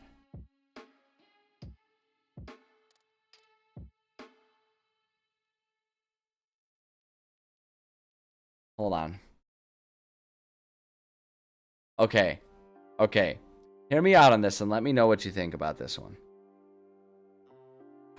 Okay, so the extra powerful benefit is targets of the effect automatically fail any saves against said effects. The negative is the item may also impact the user who has advantage on the relevant save. Tell me what you think about that. I'm worried that that might be too strong of a negative to encourage, like, to stop someone from using it. But the flip side of it is that's a powerful enough benefit that I could see someone in a really important situation, like, being willing to take the risk. Excuse me. It also depends on the effect, right? Even tumbleweeds are flying by. Yeah, no, I know that feeling. I know that writer's block feeling, but I think there's something here. Even if this isn't exactly it, I think there's something here. So the targets of it, like the person that you're intending to do it, will automatically fail any saves against the effects. But it might turn it back on the user, I think, is like the important part. It'll only, like, the person who activates it is the one at risk. Almost like it's drawing the energy. Oh my god, I'm so sorry. Out of the user. I think of some situation where you just go for it even with a negative. Okay, all right. I'm gonna leave it like that. I'm gonna leave it like that because I think what's awesome about that one too is just like you're saying, because it's still the situation where it's like it has to be activated, it won't like self-cast or anything like that. Because I'm not going with it's automatically active, any negative effects that happen to the user, right? Like any effects that happen to the user, 100% on them for being willing to take those effects, right? I think that's good. I like that. Has advantage on the relevant save. Yeah, I think that works. I like it. I'm going to save that. And so now what it takes to remove must be removed. Let's see, it's going to have to be removed magically. One second. As always, must be removed magically. If the owner tries to abandon the item, boom, item will, so in this situation is, will self cast on the user, cursing them with the effect until the user returns for the item. levels worth of experience. I'm always hesitant to do that.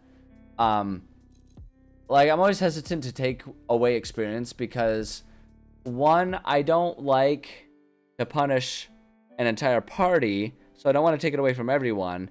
But then I would hate for a situation, because it's not just a matter of, like, that person's getting comeuppance, but if you do that too much and, like, a person is starting to really lag behind, it still punishes the rest of the party, because they're suddenly down a person from where they should be. So I avoid doing that. Also because it can take a long time to level up. So I think it's an interesting concept, but at least for me in my games, I don't like doing that. Doesn't mean it's a bad idea. And if other people like doing that, they then go for it. But I like it to be more so, and I like it to be a bit less meta too with the negative effects, right? Because it's like a person, regardless of the world they're in, aren't going to be sitting there like looking up being like, oh no, my experience bar went down, right? Like, I like it to be a bit more in canon. I like it to be a bit more in canon. It's kind of a funny idea though. It's like you turn back, like you basically Benjamin Button yourself if you ditch the magic item too much or something. Item will self-cast on the user. Not curing, it's supposed to be cursing them with the effect. Until the user returns for the item. I think that's good.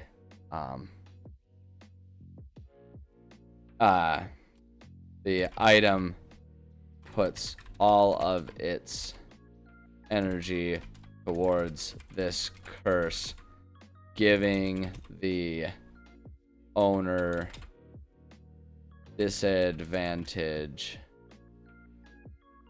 on the save. Although I wonder if that's too lenient, if that would make it too easy for them to ditch out on the item.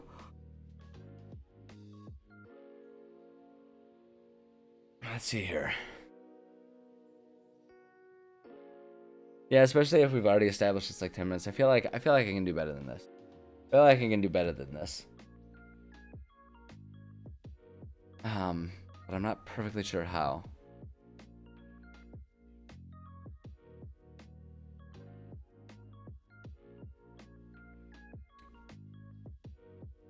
Actually, you know what I want to do for this one? Here's what I want to do. I'll self-cast, intending to target those it knows the owner loves. Alright, so it's like all allies must make save. It's like all allies, actually, instead of because they automatically fail, all allies in the area automatically fail any saves against the effects. So it'll do that. So it's like okay, so like it's funny because I just said I don't like punishing players, but like I feel like that what's good about this one is because it's like the person's choosing to do it, it's like it's really just targeting them, and that sounds like a pretty cursed thing to do. I guess I'll walk back what I said, and I think this one's a good one. And target those it knows the owner loves. All allies within the area automatically fail any saves against the effects. We'll say if the player still leaves the item, they will feel an unending compulsion to retrieve the item. Must make a wisdom save of DC 17 every day to resist going back and retrieving the item. Because I think it'd be really funny if like someone succeeds on that for a couple days, and then it, like after the party's like got themselves into a new nightmare situation, that suddenly they like have to leave because they have to go get it because they're just compelled to. I like that. I think that's good. I think that works out much better that way. I think that's good. Alright, let's see. If vampires sell the level drain, attack with drain 3 levels. See. When he shut down to level 2. Permanent can only be restored to greater restoration. Make you tired. Yeah, I mean, you know, it's a different approach. But like I say, I think the hard part with XP is that, like, it inherently busts down that fourth wall. Right? Because it's not like an individual, it's not like we're walking around with like an experience bar tattoo on our arm that will slowly fill up, right, as we get closer to a level. It's like that really does kind of break up the immersion of that. So I gotta say, I got a yawn apparently. No, I gotta say, I don't know if I'm a big I'm not personally a big fan of XP punishments on players. But like, again, that's like anything else. It's an entirely opinion-based situation. So not like my way is inherently the right way or vice versa. But I think we've got this one down pretty well. I think we got this one down pretty well. I'm pretty okay with it. Or explain his life force. I mean, you can explain it all you want, but like, I think when it has to do with like leveling up and all that kind of stuff, it does definitely dip into the meta quite a bit. And besides, you know, back in the day, it might have made more sense, but the rules as they are right now, like playing 5th edition, I feel like that's kind of weird and pretty fourth wall busting. Like, not in a fun Deadpool way, kind of in a more like, doesn't matter how well you role play, you're just playing a game, nerd. Like, kind of what it feels like to me. But I don't know. That's my own personal bias. Doesn't really make it right or wrong. There. Wow, that was a doozy of a spell. That was a real doozy of a spell. But we got through it, and I'm glad, because I think this is actually a really cool item. I think this is a really cool, like a really cool enchantment, imbibement that could potentially have some really cool effects in a game. So I like it.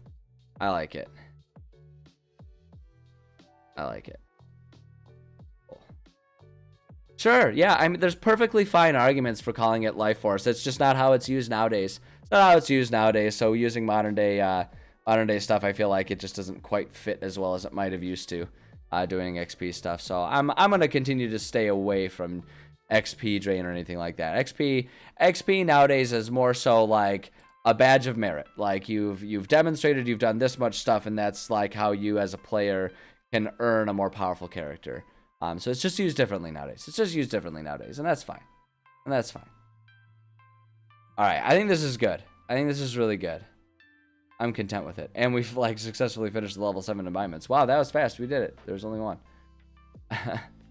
So, cool. All right, here's what's gonna happen. I'm going to run to the bathroom really quickly. I need to go tinkles. So I'm gonna run to the bathroom. I'm gonna refill my beverage, so that way I can have to go tinkles again later. That's everyone's favorite part, is when I have to stand up and leave the stream. It won't be long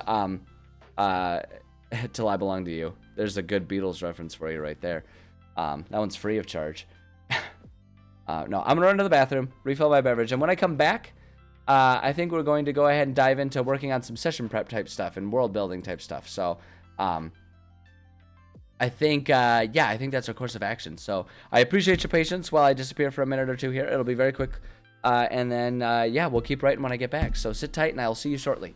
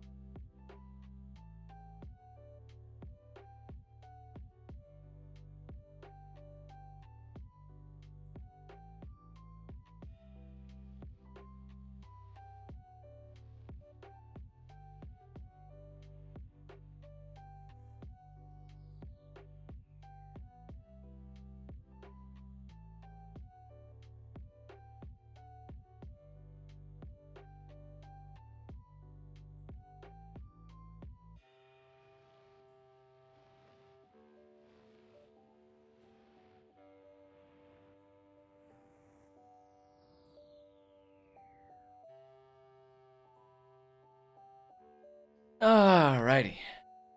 Back at it. Thank you for your patience. I appreciate it, as always. Let's go ahead, and like I say, let's go ahead and work on some world building type of stuff. And this is where I give the heads up. If any of my players are hiding there watching me streaming this at all, you know, now is your chance to leave, or else you're going to have to work real hard to not metagame. Because we're going to be working on some session prep type stuff. Let me load up a couple things here for us to work with here. I'm going to get a couple maps going. We'll get that one, and we'll get this one. I'm going to get both of these. We'll get Wanderer and Dungeon Draft up. Thank you, NVIDIA. Organize a couple things. I always have to have everything organized exactly right, because that's just who I am, and it bothers me if things aren't organized exactly right. There we go. Okay, so this was the battle map we were working on. We will continue to do some stuff with this in a minute, but I also would like to open up. I'm aware, NVIDIA, that we can do things. Please leave me alone now.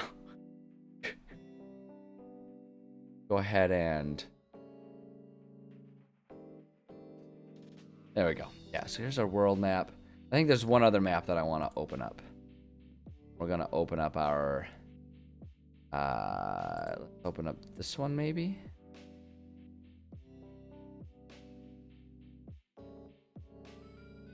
The chapter 1 map. We might even want, I don't think we're going to need, I don't think we're going to need this one, but I'm going to have this one opened up in case we need it as well. So, there. That gives us a few different things to work with. Open up. Oh. There we go. That's what I wanted. There we go. Okay. All right. We got all the maps that we are potentially using opened up now. That's perfect. Excellent. Okay, so just to catch up anyone who... there we go. Just to catch up anyone who is not already aware, we are going to work on session prep for the game that I'm running for my players. I run one game. We play Monday nights, so we're playing tonight. And typically speaking, actually, when I'm streaming the writing process, I have a separate campaign that I'm not running that I like to be doing the prep for. So that way, if my players want to come in and watch, they don't have to worry about having anything spoiled for them. But my life has increased in busyness as of late, with me doing a lot of coaching at my kickboxing gym these days. And so as such, I have been falling behind on my writing and prep for our actual game. So I am now kind of doing two birds, one stone by doing the streaming of the prep of those games. So we've kind of switched gears, and for the foreseeable future, I'm going to keep doing that because it's been so incredibly helpful for me to have this time. I know, right? How dare I fall behind? Like, genuinely, like, you laugh, but I'm the kind of person who, like, for a while there, I was just being, like, really harsh on myself and being like, no, you just have to make more time and actually be dedicated and sit down and be more productive in the time that you do have. But it just wasn't working out, and it was swiftly turning into one of those things where I was going to start being damaging to my own mental health by insisting upon going about it that way. So we have swapped over here.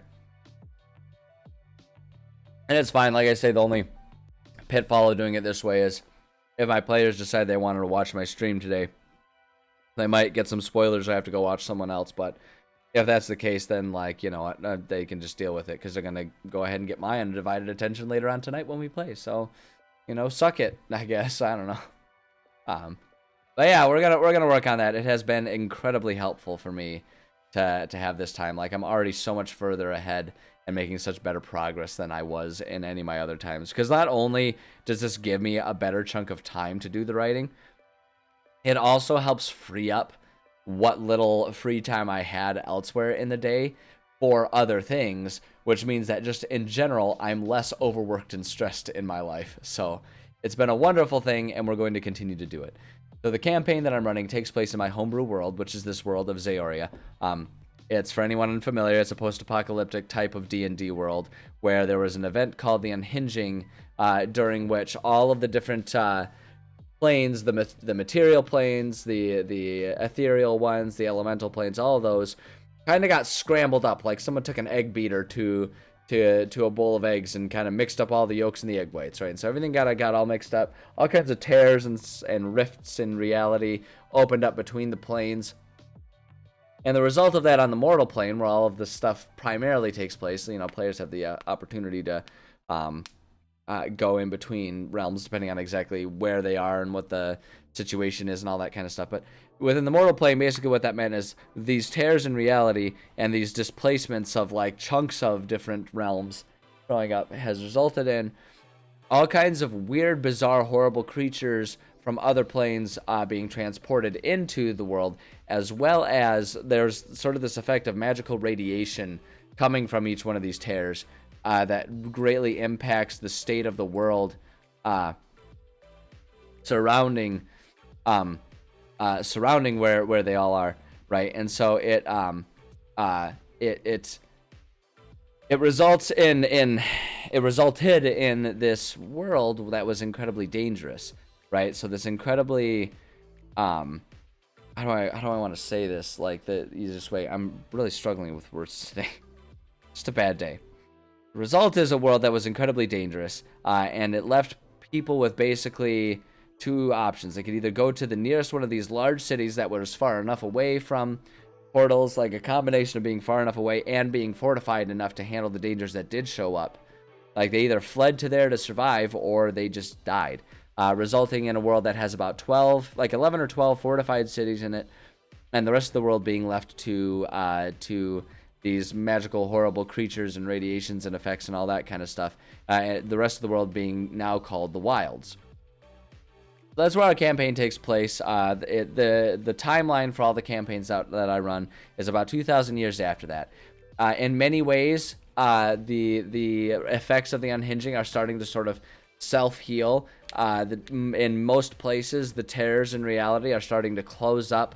Any displaced animals and displaced creatures some of them are finding their ways home, some of them are dying off, and others are just sort of acclimating to the area and becoming less powerful by their own magical abilities based on the distance put between them and their home realm.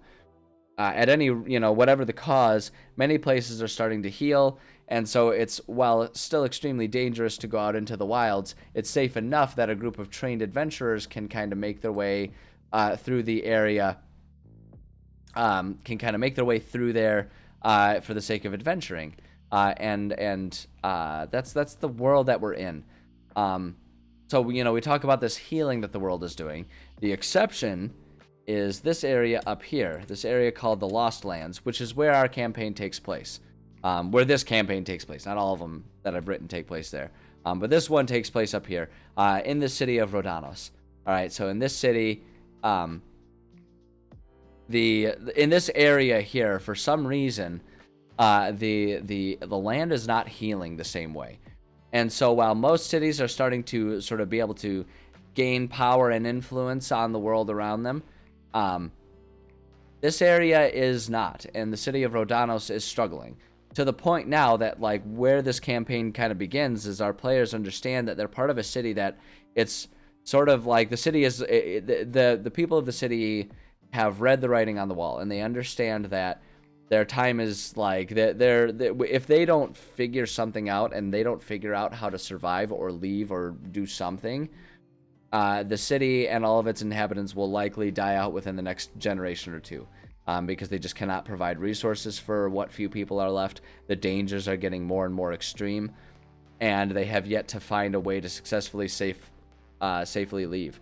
Any excursions, any attempts to send people out of the city to go find help elsewhere have been met with dangers to the point that either the party returns beaten, bloodied, and perhaps smaller than when they left, or they just never return at all.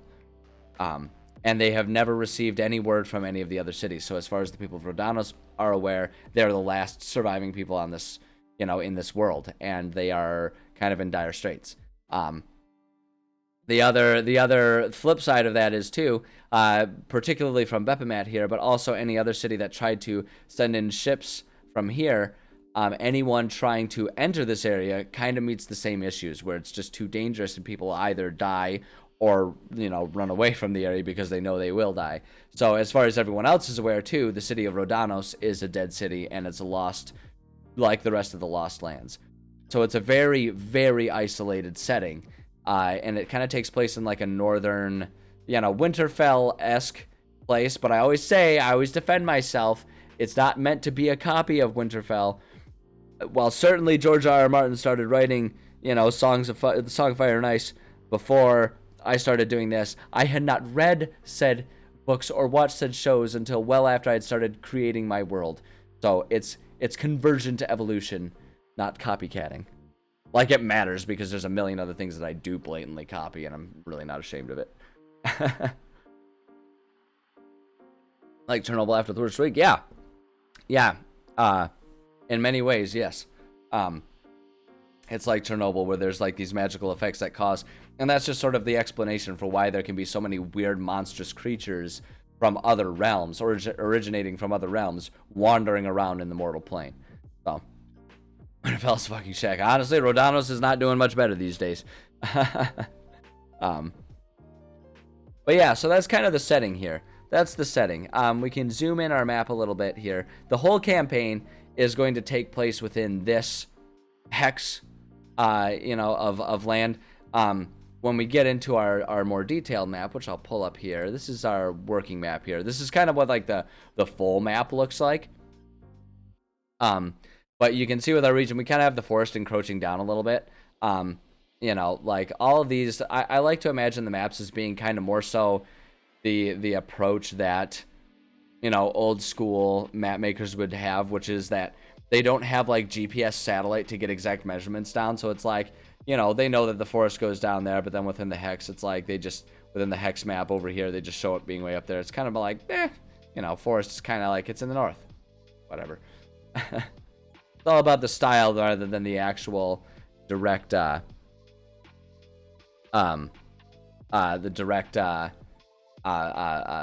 accurate measurements here. Let's see here. Oh, I apologize. This is one of the things that happens with my streams in the middle of the day. I do every once in a while, so my job requires that I occasionally answer emails and everything. I have an email that I need to answer very quickly. This should not take very long, but I do need to go take care of it. So give me just a couple minutes. I'm going to put you guys on our waiting thing. I apologize for this. This should be very quick.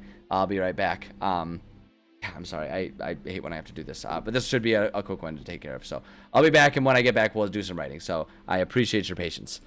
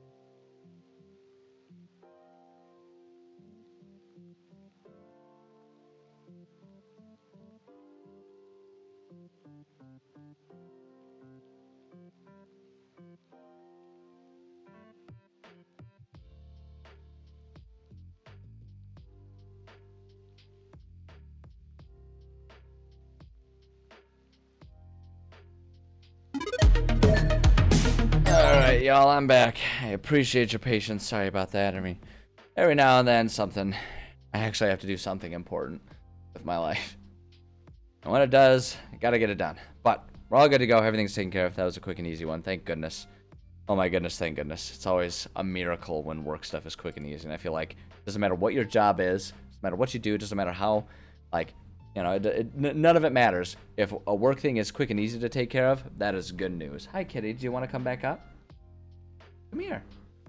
Oh, no, never mind. We changed our mind.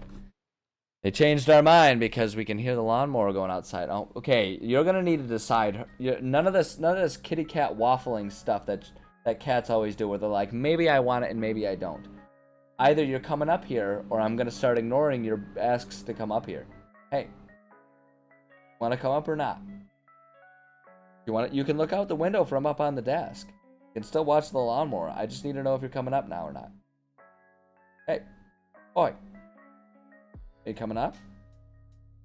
You can come up. It's allowed, but you need to decide. Nah. Come on. Come on. Here. Come here. Cat. This cat. She has entered bother me because she wants food mode. That is 100% true right now. Come on up. There you go. But now you're going to have to, like, decide, do you want to stay up, or are you going to come back and forth? Because I'm not doing this whole every 5 minutes. I'm, like, making room for you to get up here. She doesn't like jumping up on the desk itself because she's only got the one eye, and the desk is just a little too high for her to easily tell the distance. But I'm starting to believe that less and less. I'm starting to think she really just likes to bother me, because she's getting better at, like, jumping onto her cat tree from, like, distances away. So I'm starting to think that you're just a butthole. Even more so than I was already aware of, but, you know. The truth of the matter is that I'm a complete and utter pushover, complete sucker for this cat. And I will always be a sucker for this cat, and she will always have sway over me. So, at any rate, what were we talking about? We were talking about my world. And we were talking about the state of Radanos here being this, like, really messed up place, and that's where our campaign takes place. Great. All right, caught up. Perfectly accurate and adequate explanation. So here's the world that we're kind of working with as it is. We've kind of placed. This is what the final kind of map is, or at least right now the working example of the final map. It could still certainly be subject to many changes. But the idea is that everything that the players are going to be encountering will probably take place in here in some way, shape, or form. Yeah, she does. She is clearly well aware of the sway that she has on me. Isn't that right, you little butt? You know. Sweetie. She's playing sweet now. See, she's hanging out on the lap. She's like, look at how sweet I am. I am so soft and cuddly. You love me, and there's never any reason for you to do anything but love me. Oh, butthole. Oops. Made it worse. Okay. Okay, we're good. We're good. This is kind of what the final map idea that I have is here. This campaign that we're running is going to The intent is for it to at least be possible to run players all the way to level 20. They may, I'm going to try and bake in a few possible early endings and stuff like that. Some different places that, different amounts can be cut off based on how the campaign goes and whether we need to end earlier than that or whatever, right? Because you never know what's going to happen. But I like to be optimistic about these things, and I'd really like to one day run a campaign where the group goes all the way to level 20. So I'm going to continue to write it as though that's going to be the situation. The basic premise of this, so like I say, the basic premise here is that the city of Radanos is a city that's dying. They're out of resources and they are under attack. Like when it opens up, they're running out of resources and they are kind of under attack from this constant threat from a society of gnolls, a society of snowy gnolls. I specify because my players who knew that this takes place in a northern setting and were fighting gnolls in this northern setting decreed that they would be snow gnolls, or snolls, if you will. And I know I will, because one, I love my players' enthusiasm, and two, that is 100% the type of pun that I am in love with. So, they're dealing with a horde of snolls. And as the campaign goes on, I haven't mapped out exactly what each individual story beat is going to be. But the general premise that we have here is there's going to be a couple different things that they're working on. Dealing with the gnolls or the snolls, finding resources that they can use to sort of better survive. There's going to be sort of a hidden threat that kind of compounds with the gnolls, which is a society, like there's going to be up here, so we can see we've got a few things. We have elementals up here, and there's a planar tear up here that our players are going to be eventually dealing with, where the elementals are kind of amassing their own army up here and almost in league with the gnolls so that they can sort of take over this region and have this region be their own. So there's kind of those three issues. And in conjunction, that's kind of on top of all of those issues, the gnolls, the elementals, and then this third issue of the planar tears are kind of all one and the same, that are all kind of like part of the larger thing, which is stop dangerous things from threatening them. But part of it is going to be the players learning from a society of like very shamanistic centaurs that live up in here. They're going to learn how to potentially close some of these planar tears, and that's going to sort of help everything by weakening factions and making it easier for the city to sort of survive by weakening the enemies, as well as making it easier for them to grow crops and stuff like that, and just making the land generally, less magically irradiated, as we discussed. So there's that. So there's those things kind of going on there. And those are the basic concepts of what is happening and what our players are going to be dealing with and trying to sort of manage, is in the name of trying to bring Radanos back to life. My general thought is we have a bunch of ghost towns that are scattered around. These are the types of cities. So when I said that many people had the option to run to, flee to a more fortified city or like die, essentially. These ghost towns are towns that were abandoned in the name of doing that, as well as most of these other places around here. So these are all things that are kind of happening. The Gnoll outposts and the Gnoll capitals are kind of their separate things. Those are areas that the Gnolls will have set up, and our players will have to kind of go visit those in the name of this war against the Gnolls. And eventually, same with these elemental areas and these planar tears, they'll have to go approach those to kind of take care of the threats facing the city as they pop up. These old temples here, the idea is that these will have tools that can be used in the name of, dealing with particularly the elementals, but most importantly, closing off the planar tears. I haven't decided if these are going to be the only two tears, or if there's going to be anything extra happening around with these elementals and extra tears. I haven't decided that yet. We'll figure that one out as we go. So there's those things. And then the final piece of the puzzle, and this is something that kind of happens on the side, kind of congruent to what the players are working on. So this is meant to be a very dangerous game. The most dangerous game.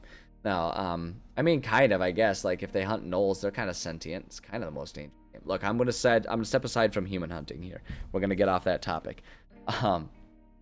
Which is really, you know what? No, maybe I'm not, because I'm just gonna sit here and think about it. Like, we don't think about it in such specific terms, such like blatant terms, but like that's half of D&D is the most dangerous game. It's people hunting people, right? Oftentimes through the woods and through jungles and stuff like that. So honestly, this game really is a sadistic thing, right? Like we call it an adventure and fantastic, and Tolkien made it like perfectly acceptable, right? In a 90s and now 2000s, or not 90s, in a 1900s and now 2000s, 2000 society. But fantasy's kind of twisted and dark, and really so was medieval times, honestly. Screw it. It's still like that nowadays. Look, war never changes. Sorry, that's a different stream. That's me going on to my Fallout streams. That's going to be tomorrow. Stick around if you want to see why war never changes. Not wrong, right? Yeah, seriously. It's like everything. Like, we humans are fascinated with violence in many different ways, many different contexts. We just are. So, I don't know. Humans are disgusting, but that's why things like D&D are beautiful, because they give us a wonderful outlet to imagine all of the sick, depraved things that our brains can't help but leave alone, and then we can go home at night and enjoy not being sick, depraved people for the most part. Most of us, that's satisfactory. And then some of us are LARPers, and that's an entirely different discussion. Anywho, sorry, there was a little bit of a little bit of shots fired there. I'm just kidding. I love LARPers. I don't do much LARPing myself, but I think they're fantastically creative people, and I think they're beautiful. Oh boy. I mean, come on. It was a perfect setup to really rag on any niche group of people. So, look, at any rate, this is a very dangerous setting for my players. It's meant to be that, because like my players, the last campaign that we were part of, was very much they were the heroes. They kind of kicked ass all over the place, and that was fun in its own right. But in talking with everyone, we were kind of like, we wanted some dangerous stuff happening, and I was like, yeah, I want to give you guys some challenges. So I've really bumped up the difficulty, and anyone who watched me kind of preparing the last campaign project that we were doing on stream will see that I've definitely upped the ante. Once we start getting into like the mechanical details, I've upped the ante quite a bit and made things very dangerous. But that's very much on purpose. It was an intentional thing. And to help facilitate that and to prevent it from being either a Dark Souls situation or a making a new character every week situation, I've kind of come up with a system that I'm really excited about. And I actually, like, this sounds terrible, but I'm actually kind of like hopeful someone dies in the near future so that we can investigate this and have fun with this. But I've added a mechanic here where there's a goddess, kind of a goddess, like a deity, very much modeled after an existing, like a real Norse mythological creature, deity being named Hel, and she is sort of a goddess of death. And so I've kind of created this side story thing that'll happen that basically just gets more and more like forefront the more and more players die. And basically what it is she wants to build up her own army of like indentured servant souls. So when someone dies, she will interfere and she will kind of like catch the soul while it's on its way to whatever afterlife it would be going to otherwise. And she will basically, you being very sweet about it, being very very indirect about it, to in the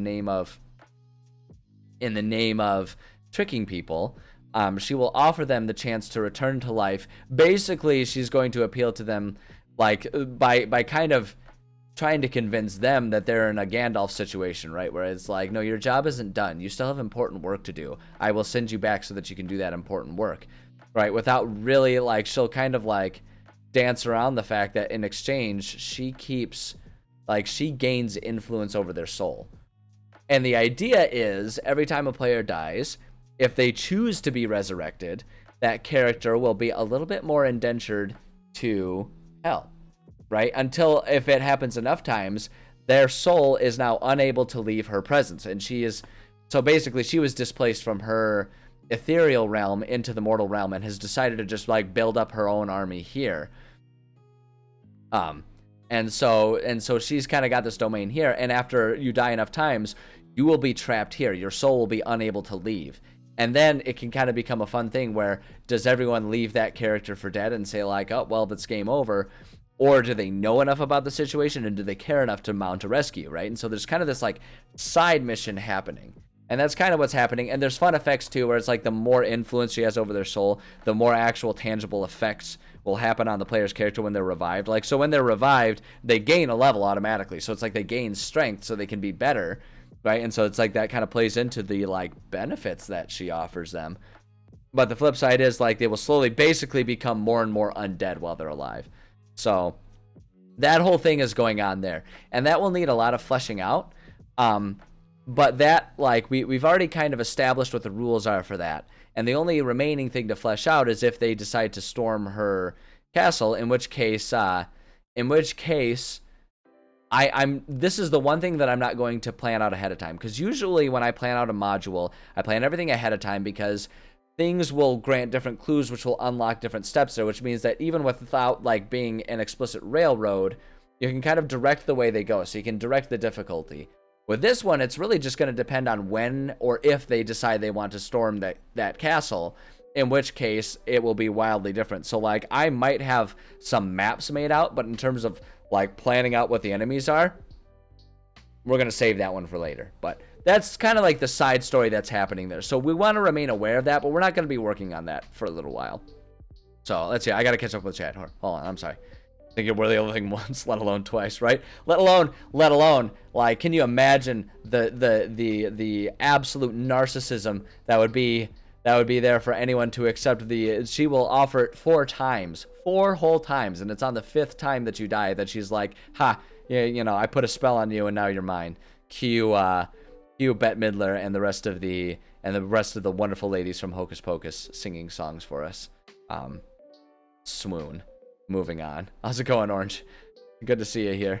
Friends with benefits. Oh, well, one of the friends benefits.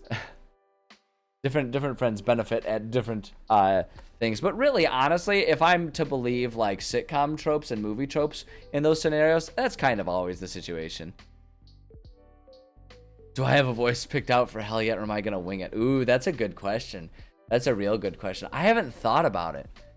I guess I was just thinking about, because the other thing that I'm thinking about with hell, so okay, so now we're in it. Now we're going to go ahead and discuss this even more. And I love it. I'm into it.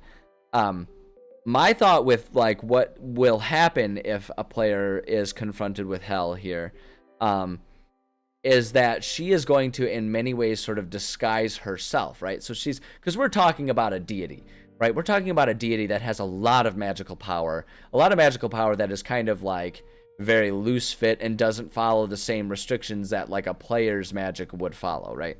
Because that's just the nature of deities. Should I have the song up queued and ready? I always have that song queued up in my head and ready to be sung by yours truly. Thank you very much. I actually did. There was tangent to the tangent here. One of my players once did a one shot situation, and I played like a theatrical bard type of person. And there was a situation where he had to impromptu do a performance, and so me, being the committed role player that I am, had him start impromptu singing that song. As like sort of the flavor of him having to cast a spell on the audience while keeping their attention on things. So I have 100% used that. 100% shamelessly, and I will do it again too. But as far as hell goes, my thought is that hell disguises herself, and for the most part, my thought is that each time they come before her, they see a bit more of her true self, but that she largely disguises herself, and I have this like image that there's this like the image in my head is that there's a large throne surrounded by like black fog, right? And so it's like you're not like when they die until they're like full blown dead, like they're not actually brought before her, but rather they kind of meet in this like telephone space, or like this space in between realms. And so like I have this vision of there being a throne with like black fog all around, and all they can see is sort of like this ghostly skeletal outline silhouette sitting on this throne with like these glowing purple eyes, and it slowly gets more and more clear. And so in addition to that, I kind of had this this mental image that like her voice might get more and more clear every time they visit, but largely it's just this like sinister whisper that they hear kind of in their head when she's speaking to them. So I guess that's kind of the voice I was going to go for. I look like PewDiePie, huh? I've never heard that one before. I have been told I look like Tim Tebow before. That's a fun one. I don't know. I just look like me, but I see me every day, so. But yeah, so that's kind of like the image that I have in my brain space. And so I was just gonna kind of roll with it. I mean, I guess if I wanted to do something like a bit more into it, I'd have to do like almost like a Scandinavian style accent or something like that, if it's gonna, if we're gonna like lean into the Norse mythology concept. But I never really imagined deities as being creatures of accent, because I always imagined them as being more so of the like telepathically speak directly to your in your head and all that kind of stuff. Ashurbo, thank you for the follow. I appreciate that. Glad you're having a good time here. But yeah, like deities, I don't ever imagine them talking. Like, I always imagine them as being powerful enough that they just kind of transmit thoughts to your head. And so there might be a voice associated with it, but it's always more so, like, there might be a voice associated with it, but like, I never imagine there being a strong accent, because it's always more like the accent would reflect what the receiver, whoever's receiving the message, would perceive it as, right? Because they're just kind of like beyond mortal regions and stuff like that. It's kind of what I always imagine, but that gets like really meta, and that doesn't really translate well to role playing. Yeah, you can always ask a silly question. The sillier, the better. Tell brings a PC back, considered properly alive. Like healing resurrection spells would work normally on them if they detect that something's wrong. Yeah. So okay. So here we go. So here we'll go ahead. We're gonna get into it. Here. We have written down here. Where is it? Oh, it's gonna be here. The side quest. So there are actual effects that are kind of play into that concept, right? So the first time it's starting right here. First time they're moderately influenced by her. They're resistant to cold environments. They are sensitive to direct sunlight, but more so just in a like flavored kind of like, oh god, that sun is really bright, like in a hangover kind of way, right? And they will occasionally have dreams with hell in them. The second time, the influence grows. They are resistant to cold damage. They are weak to radiant damage, and they dream of hell nearly every night. So it's like, it's not detectable in the sense of like doing detect magic probably wouldn't detect that this is happening, but just the way things happen to them or don't happen to them will definitely give away clues. Like the person who's feeling it will definitely feel it. And then the people around, like the more it happens, the more they'll be like, what's going on with you, man? The other thing about it too is when they die, like their body will disappear from where they died. But like in that kind of way where it's like, as people like look away and do other things, the body will kind of like disappear, and they'll just kind of like forget about it and lose track of it. And they will be revived in like one of a handful of locations that have kind of been pre-specified, like basically one of the graveyards within one of the either Rodanos or one of the established ghost towns. Like she revives you in the nearest respawn point, the nearest like graveyard, and so like they just kind of like reappear, and there'll be this really weird situation where everyone will be like, oh, we thought you died, like we haven't seen you for a couple days, right? And like it'll just be this weird situation, and the person can kind of like choose whether they explain or try and just like play it off, be like, oh no, I was just injured and I tried to leave. So like, yeah, that's kind of the situation here. Let's see here. I just can't say copy George since he and all the popular idea. Oh man, there's a lot of typos happening there. I'm trying to understand what you're saying. Oh, you're talking about like the references about similarities to George R. R. Martin. Here's the thing that I will always say about any similarities to any fantasy media when it comes to writing D&D. All of it is in some way, shape, or form a copy of Lord of the Rings, because Tolkien is like, he is like the most recent common ancestor to pretty much every modern fantasy. Like every modern fantasy will take something. I mean, just look at our entire definition of orcs, right? And like where that comes from, and the concept of like hobbits slash halflings and all that stuff. Like, yes, a lot of his stuff is inspired by even more ancient mythology, but when it comes to like a modern, when it comes to like modern fantasy, he's kind of the godfather of all of it. So yeah, for sure. Yeah, definitely the godfather of modern fantasy. So yeah, they're alive, each of their characters challenging. Yeah, exactly. So it's like they are alive. They're brought back to life, but it's kind of almost more like they're somewhere between being alive and undead. So, you know, it's like, yeah, there's a lot of stuff. Yeah, Tolkien did make modern elves. Yeah, exactly. Pretty much everything modern fantasy is in some way, shape, or form influenced by Tolkien. So I'm not that embarrassed about copying most fantasy authors modern days, because they all in some way, shape, or form copy Tolkien. So really, truthfully, what it comes down to, it's not whether or not my stuff is original or not. It's about the fact that none of our stuff is original. We're all copycats. And we all owe the Tolkien estate like billions of dollars in royalties. So there we go. The funny thing is, I'm not even afraid to say that, because should anyone try to collect, I'll just say, put it on my tab. I'm a modern day American who has an education, which means I have student loans, I owe rent, I have all my bills, I owe car payments because I have a job that requires a car. That's just how it is.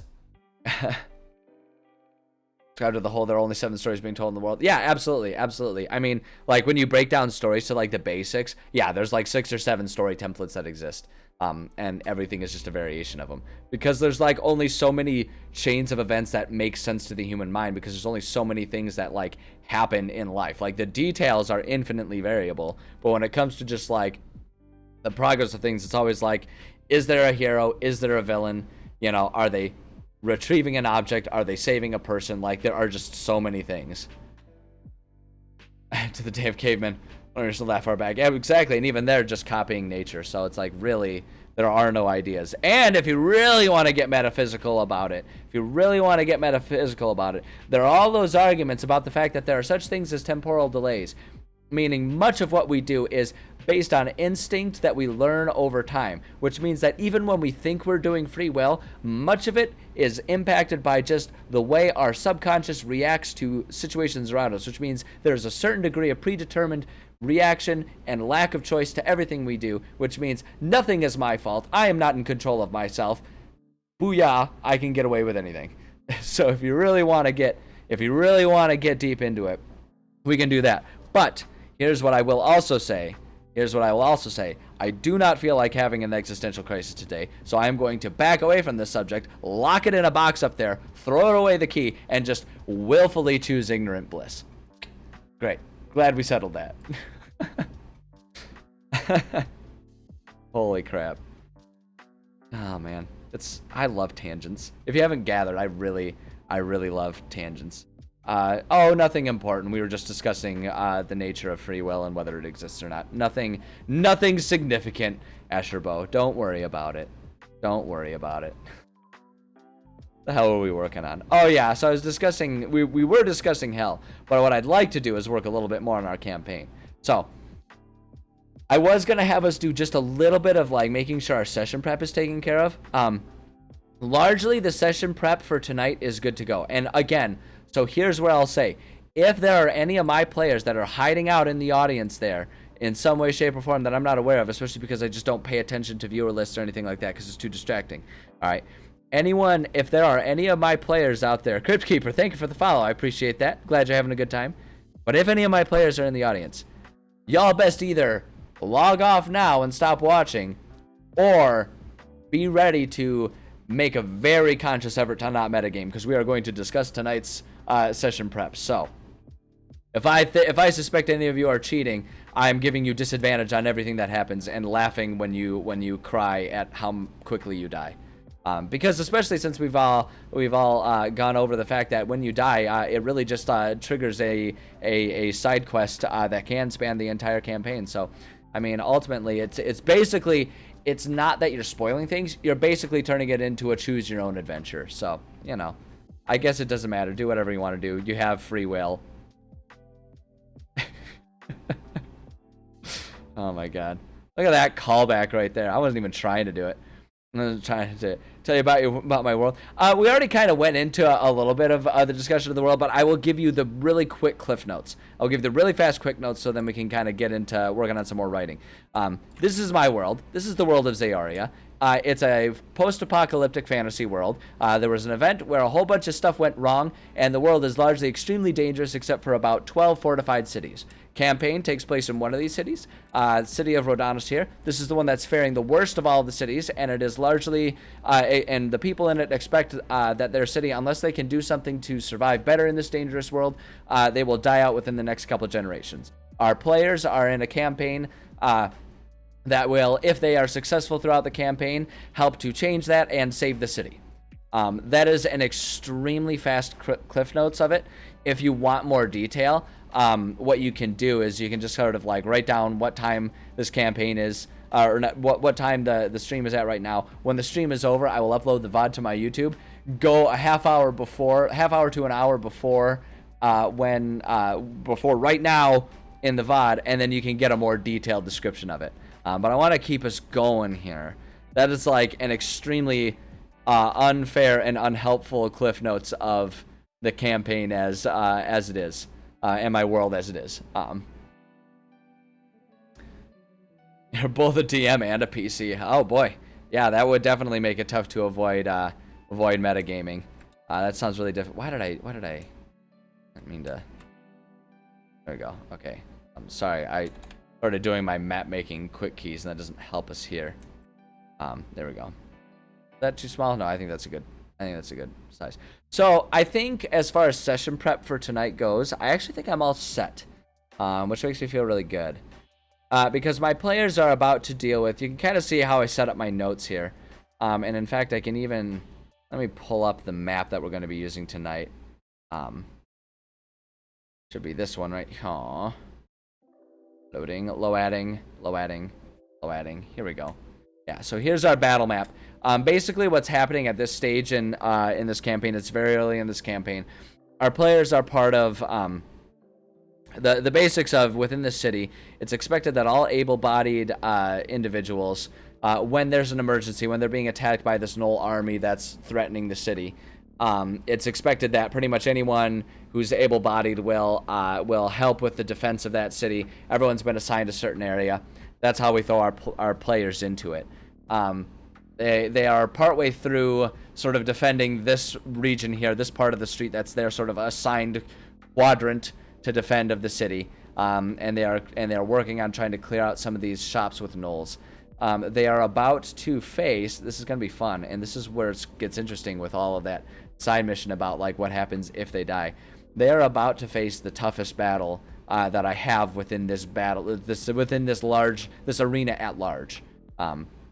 They're about to face sort of like the gnoll leader that has kind of come into this area, like the squad leader of these gnolls. So they're about to face a very tough battle. It is very possible that they will die. That's some of them, or maybe even all of them. It's very possible. I'm not going to say likely. I'm not even going to say probable. I'm just saying it's possible. Because, as they wanted and as I intend to give them, this is a very challenging setting for our players. So that's kind of where we're at right now. And they're about to face a very tough battle. And that's what kind of makes my prep session pretty easy. Because with a 2-hour game session, what I imagine will happen is they will enter that battle, and I suspect that battle will take roughly an hour, maybe a little less, maybe a little more. It depends on what the dice do.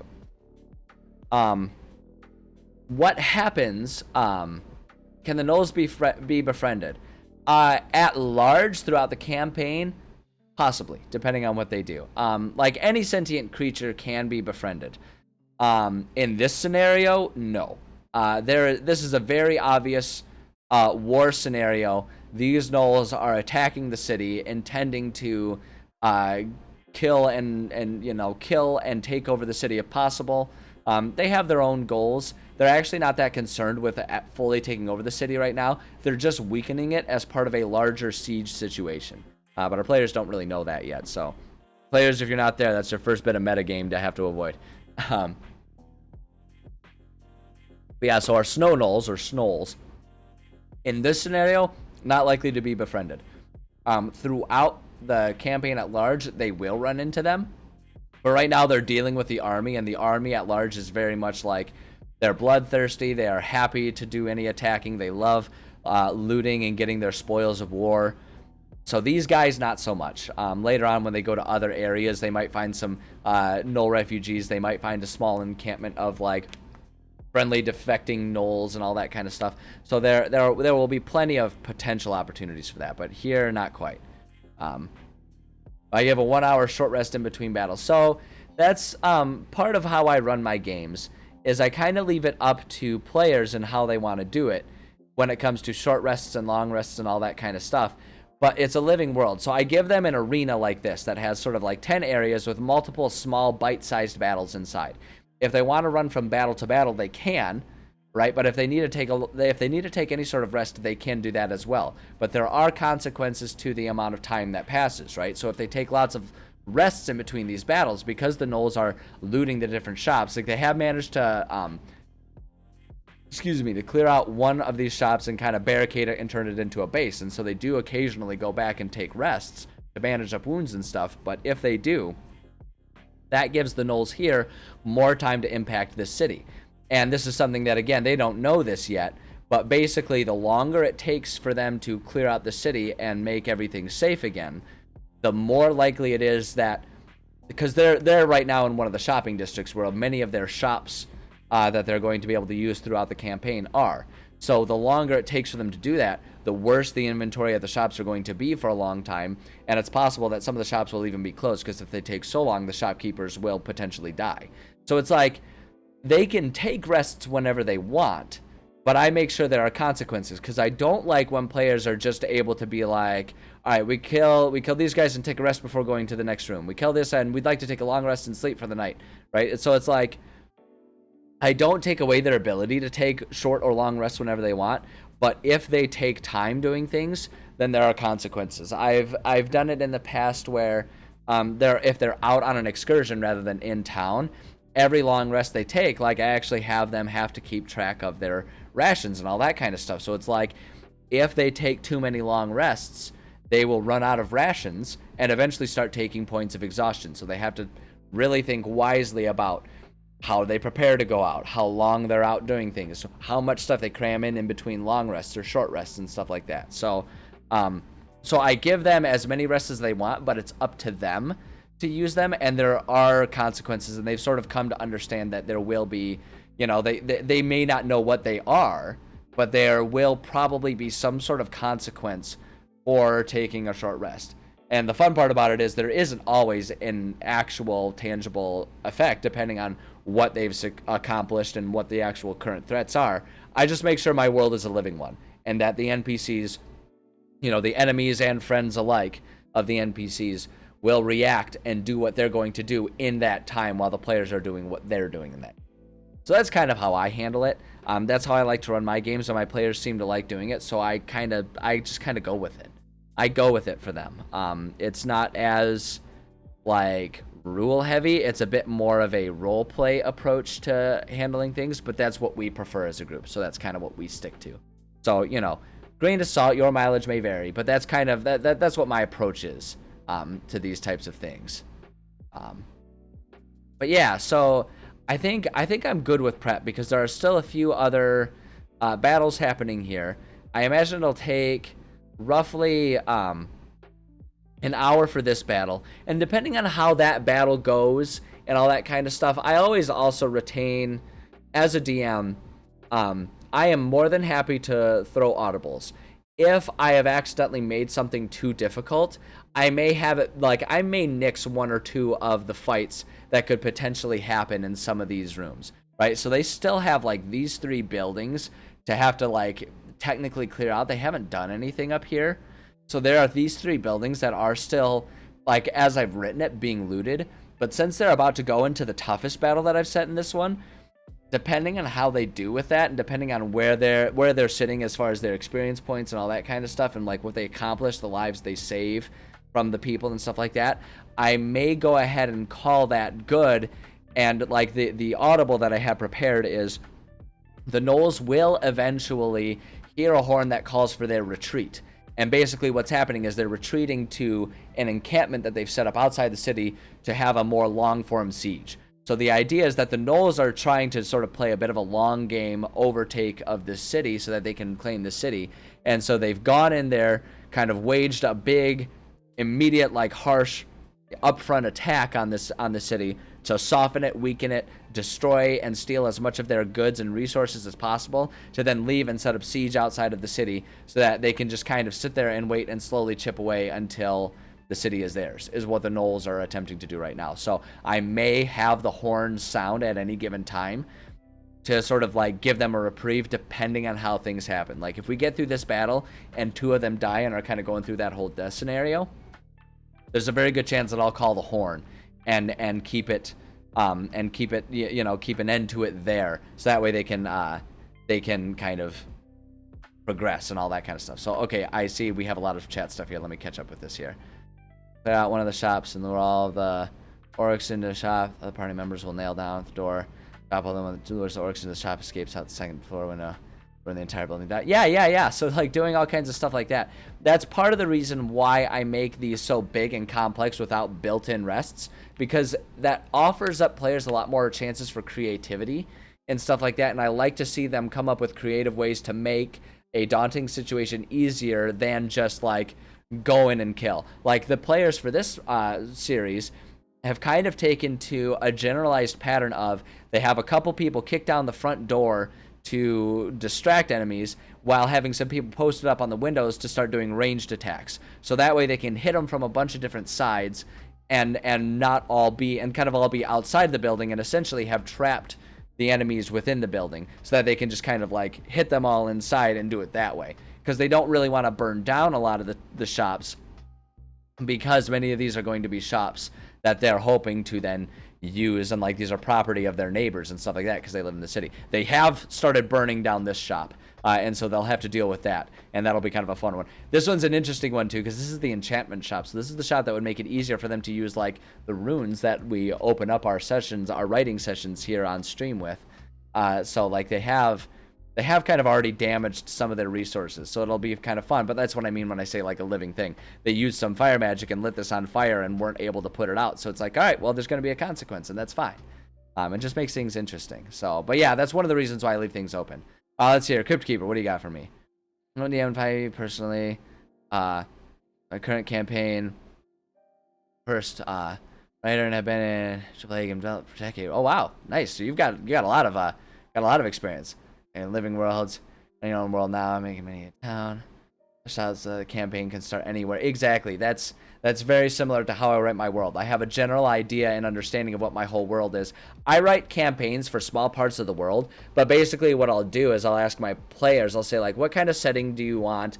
You know, and if they don't really have anything, I'll be like, well, how about this kind of setting, right? So like the first campaign, they wanted a pirate setting, right? They wanted to do like a pirate type thing. So we found a nice coastal tropical city, and we started the campaign in there, and we were able to kind of do that, and I understand what's happening in my world in those areas. So that way it's like a world at large, and the idea is that depending on what happens and where they go, I can throw in callbacks to other parts of the world that they might have caused.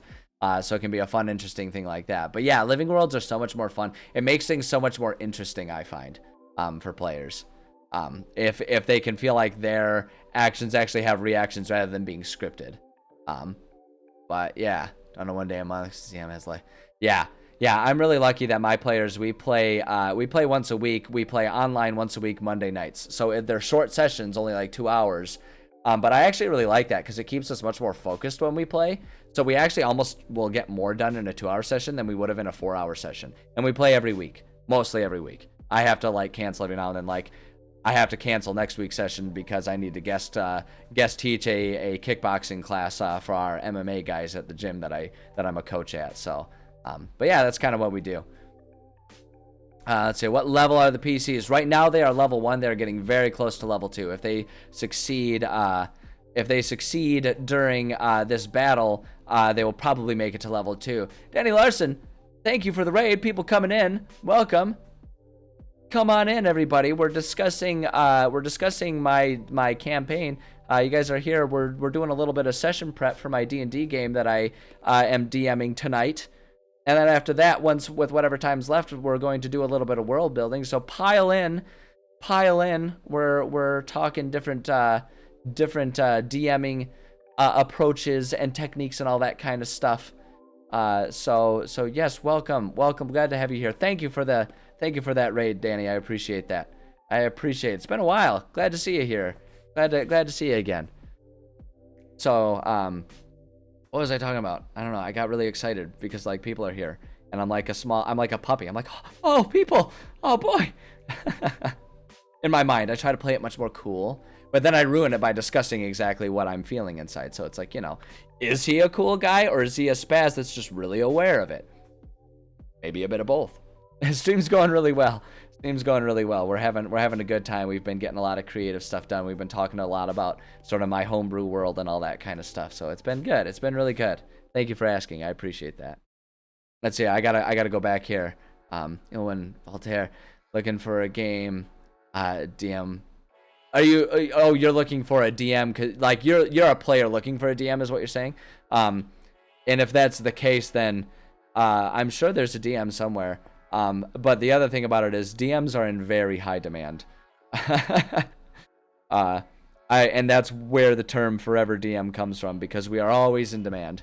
Having someone who is capable and willing to run a D&D game is a very popular thing. And once you've been pegged as someone who can run a game, everyone wants you to run a game for them.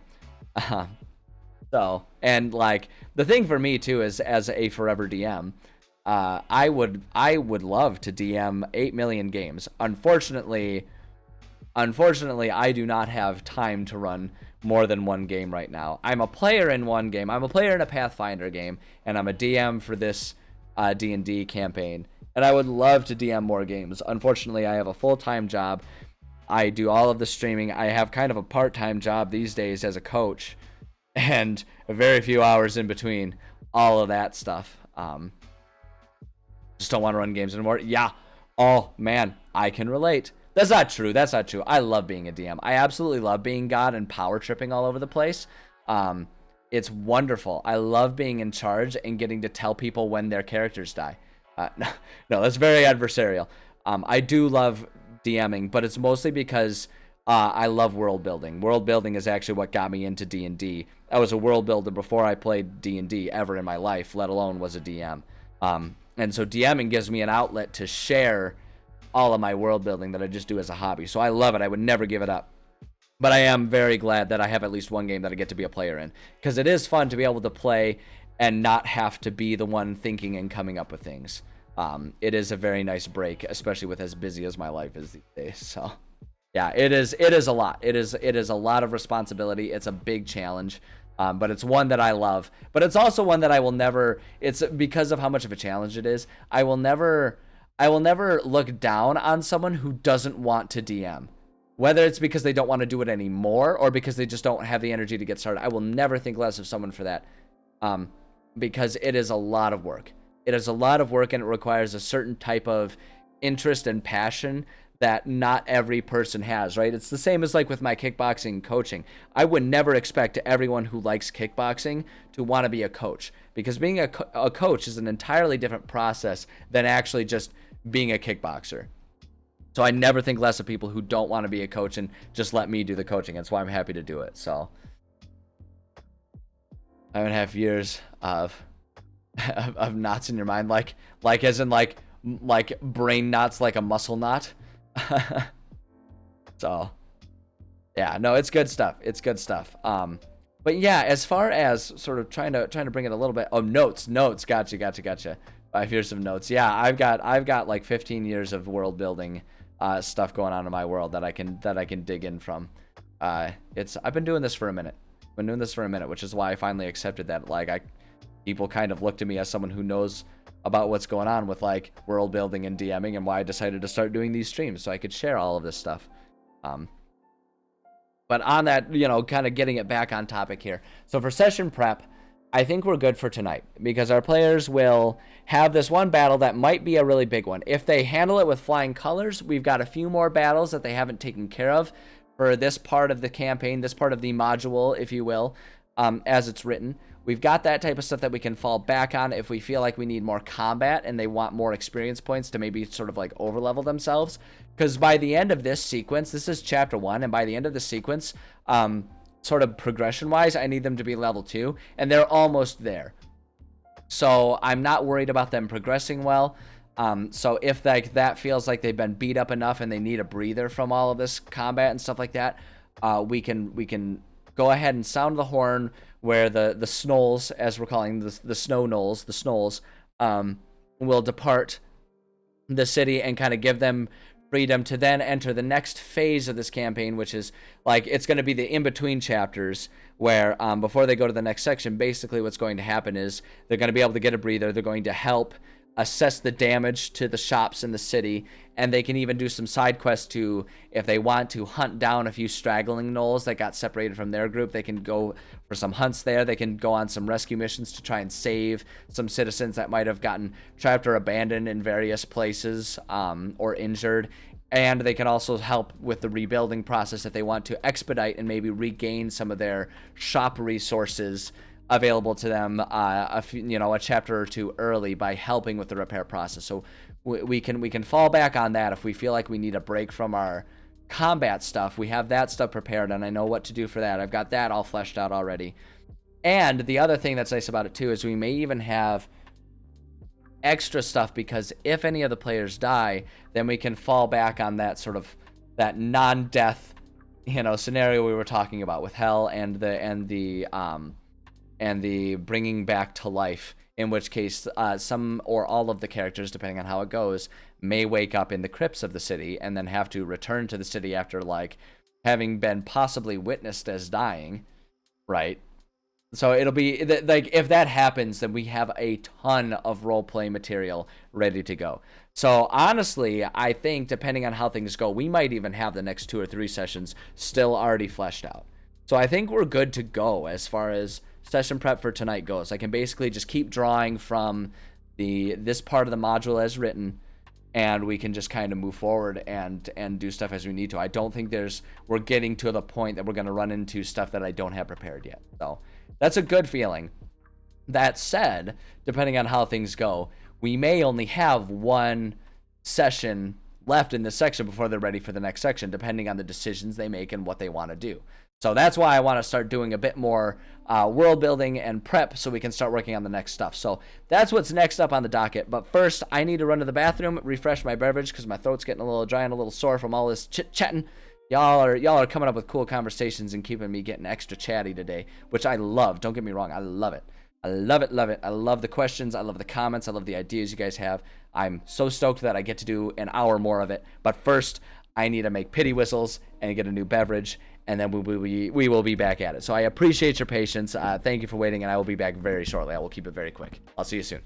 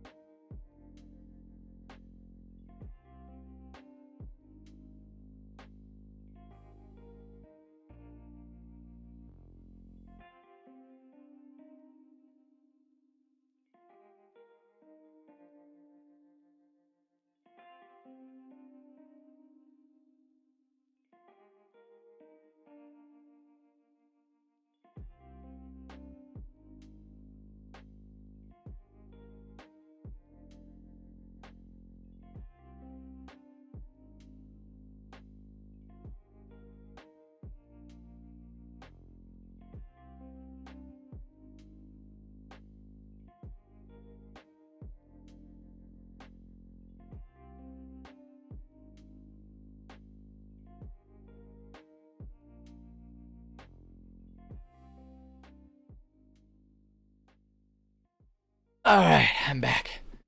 Thank you for your patience. I always appreciate it. I noticed while I was in the bathroom looking in the mirror, it is I don't think the camera picks it up pretty well, so I don't look too slovenly, but I'm giving it away and informing everyone that I look slovenly. You can tell that my cat came out or came here to hang out with us. You can see her.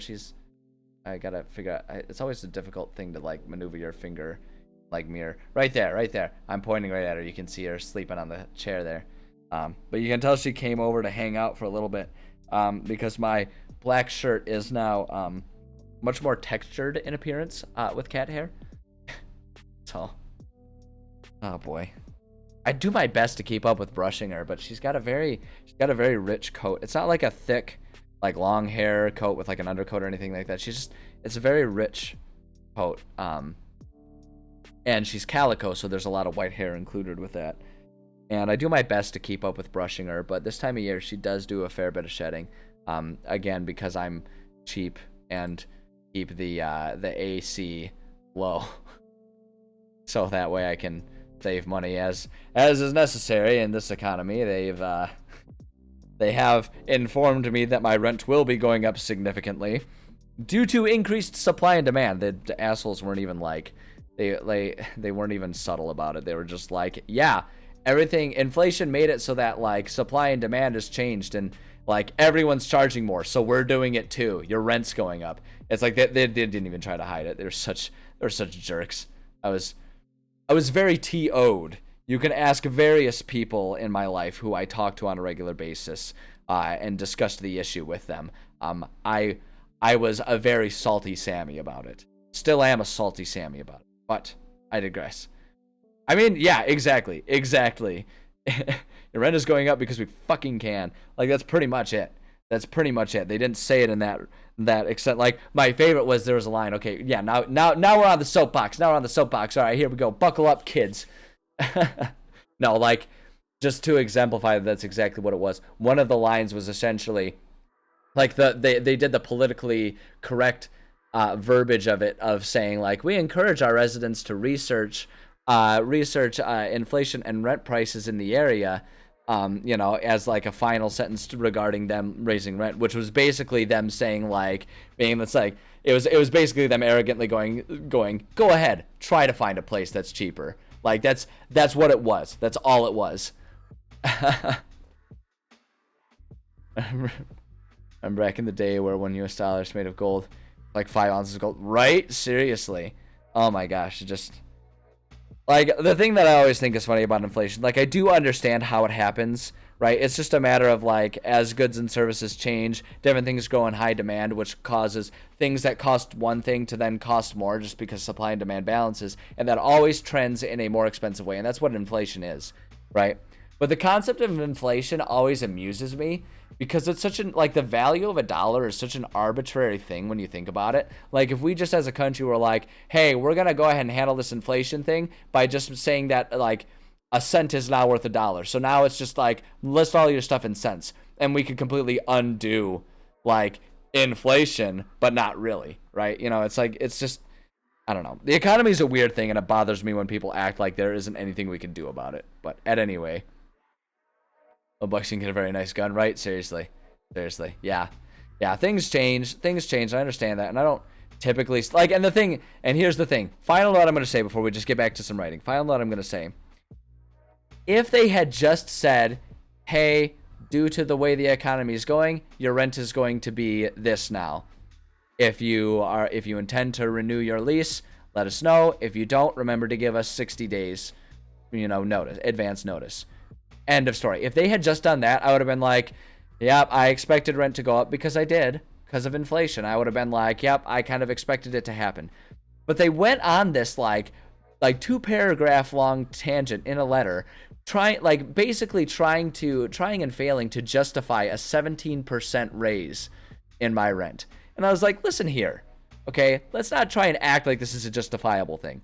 We know that this is because of inflation. We know that you're the ones in power, and we know that you don't have to raise rent this much, but you're going to anyway. Let's not beat around the bush. Keep your damn letters. Send me my rent agreement, and don't talk to me until next year when I have to renew again. If they had just said like, hey, this is your new rent, I would have been like, okay. and signed it and gotten on with my life. But now it's a thing. Now it's a deal. Now it's a whole big deal because they couldn't just send me the agreement and say sign it or don't, your choice. Like, I would have preferred that. Anyway, I digress. Soapbox dismounted. Can down the landlord, inflation drops. Don't drop the rent. I mean, honestly, the way gun laws work in America, you can kind of do that anyway. You can kind of do that anyway. Although, honestly, it's better to do that if you're already rich, because then you're more likely to get away with it. Okay, now I digress. I want to do some writing. I don't want to talk about politics anymore. It pisses me off and America's broken. Moving on. So, okay, so we've got our session prep all taken care of. I think we're good to go. Let's go ahead and unethical life hacks. Oh man, I'm full of those. Basically it's like, as of someone who tries to live ethically, do the opposite of what I would actually do. It would probably get me ahead more. Anyways. Okay, so we've got this section of our campaign all taken care of. So I think I want to have us go ahead and spend just a little bit of time getting ahead of the curve here, right? Like that's the thing for me, and that's the big thing of why I wanted to do this. Because in terms of just like being ready for sessions, I have enough time to be reactionary and get the next bit of our campaign ready to go between each session. But I don't like doing stuff that way. As a world builder, I prefer to have written modules that I can then sort of bend and mold, but basically have the framework already planned out. I don't like not having the framework even and just having to build it as I go, right? Like the one gif of the Wallace and Gromit one where he's like on the train laying the tracks down as the train's going. I don't like DMing that way. I don't like world building that way. I like to be ahead of the game enough that I can really take my time and know what the steps are. So that way, if players throw a monkey wrench in it, rather than me just trying to like come up with a new thing on the fly, it's more so like, oh, they went ahead and did this. Well, I do know who the other actors are and what they were trying to do. So I know how they're going to react to this. And it makes it feel like a much more, even when you have to throw audibles, right? When you have to call audibles, it makes it feel like a much more planned out adventure, because it is. And I've noticed, at least with my players, they really like that. They really like it when the world, again, when we have like a living world, when the world feels like it's responding to their behavior as opposed to expecting them to do this, that, or the other thing. So that's kind of my preferred approach. And so that's kind of what I really want to work on, is starting to get ahead. So I was trying to cook also done.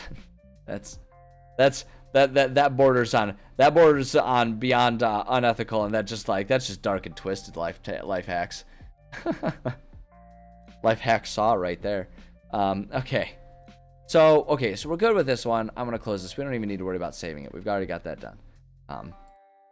So we're on. So we need to work on. We're working on chapter 2 basically. We finished up chapter 1. So now we need to start doing the details of chapter 2 here. I break my campaign. You can see I've already got the placeholders going here in my organizational thing of all 20 chapters. This is intended to be a 20 chapter campaign. Each chapter encompasses going from one level to the next. So chapter 1 is going from level 1 to level 2. Chapter 2 will be going from level 2 to level 3. So they spend chapter 2 at level 2, right? That's just the idea.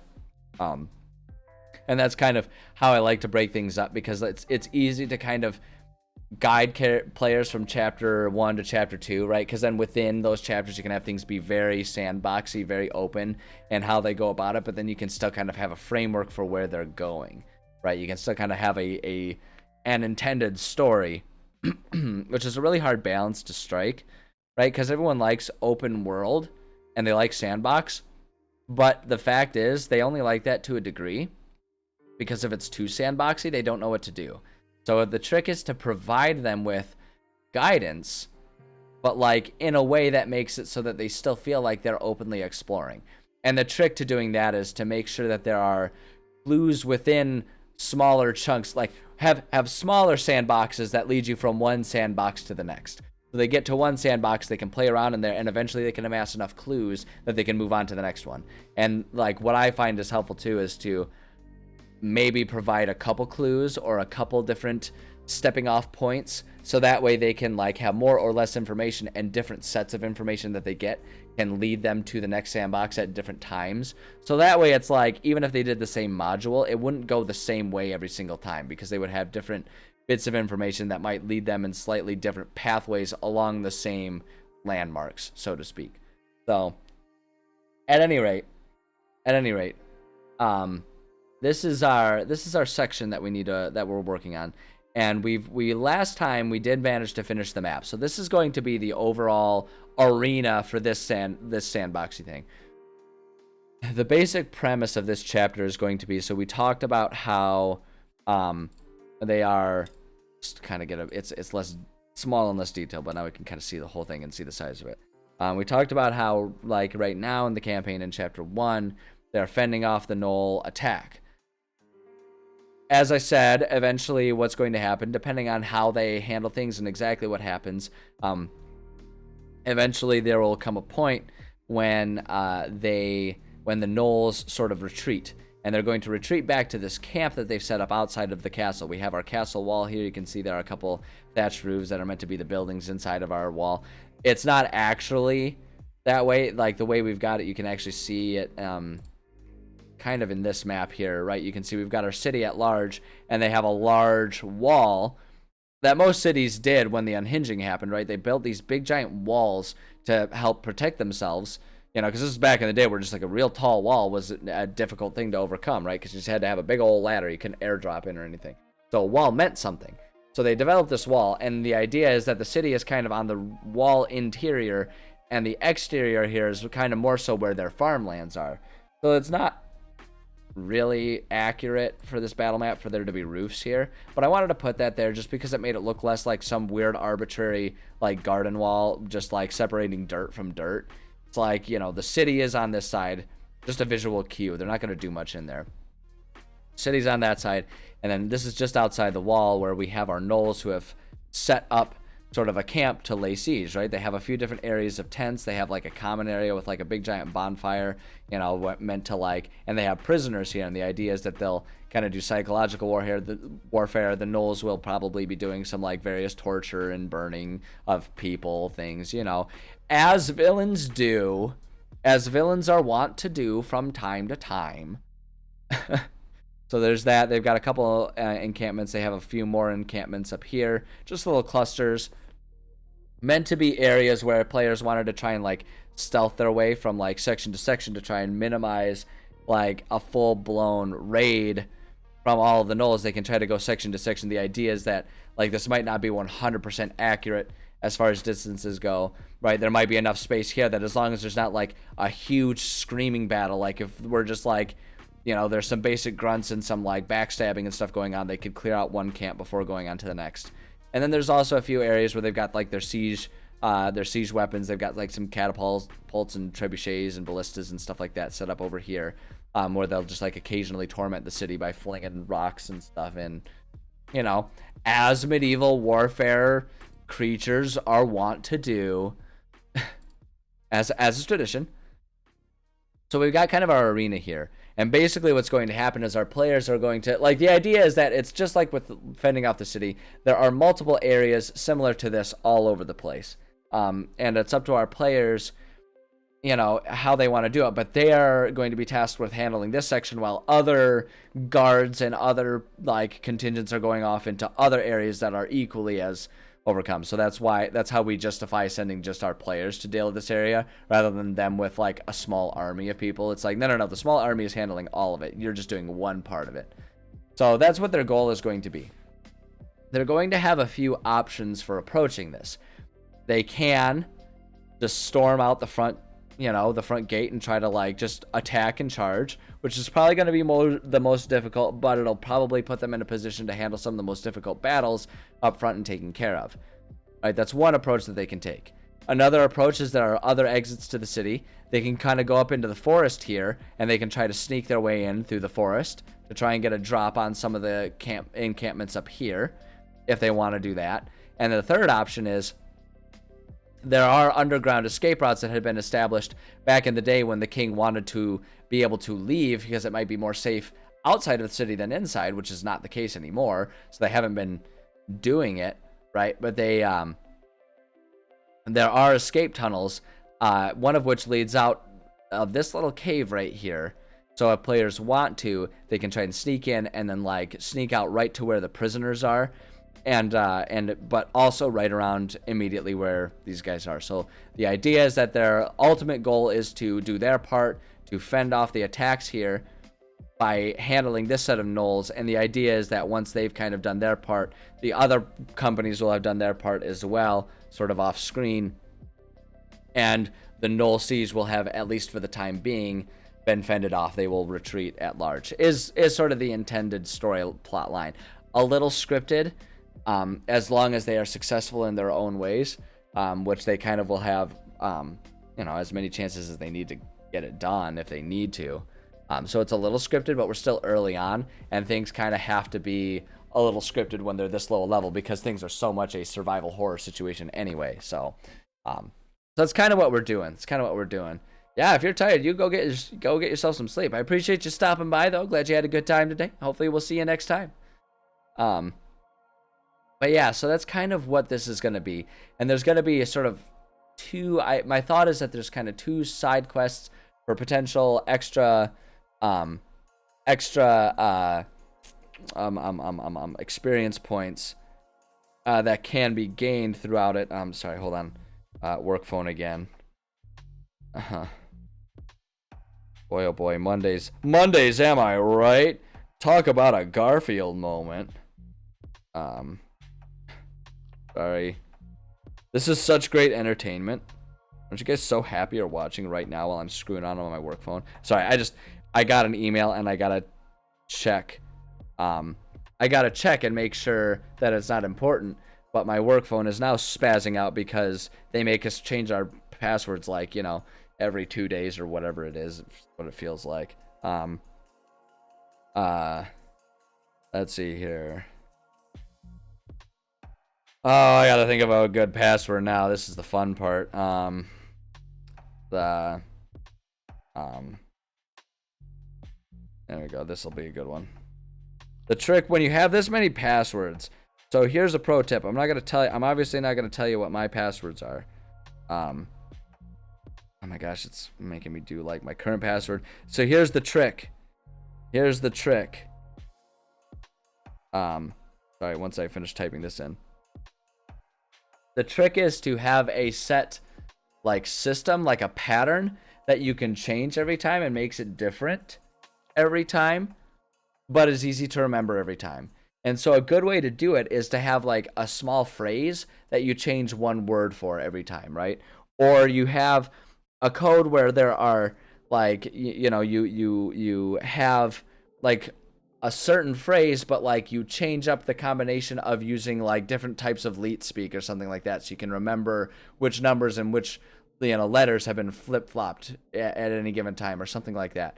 That's the way to handle it the best without having to write it down. So like I've got my system of like I ascribe to the change one word of a consistent phrase every time, right? So it's like one word changes from what it was previously. That changes it quite a bit, right? Just the nature of how I have it set up. It changes the situation quite a bit. It changes the password quite a bit, but there's a consistent pattern that I can follow and I can remember. And the other thing that's helpful about that too is if you have things that will all need to have changed passwords, but they change at different intervals, you can think back to roughly the time. Like if you have that system going, you can think back to, okay, how long ago was the last time I changed that one?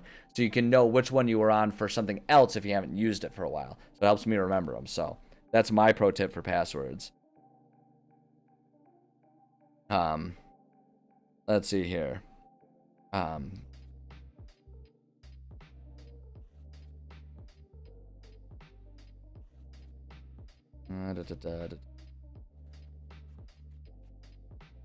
The other thing too is also always remember to have numbers and symbols as part of it in some way, shape, or form, because that makes it much easier to, or rather much harder to like, brute force your way through it. But at any rate, am I good? Can I please check this email to see if it's a crucial email? This is the other flaw of it. They get all mad at us when we don't check our emails fast enough, and yet the tools they give us for it are so clunky. not functional. Alright. Come on, phone. Let's see here. Okay. We're good to go. Okay. Sorry about that. I apologize. So, this is the stuff that we need to kind of flesh out a little bit here.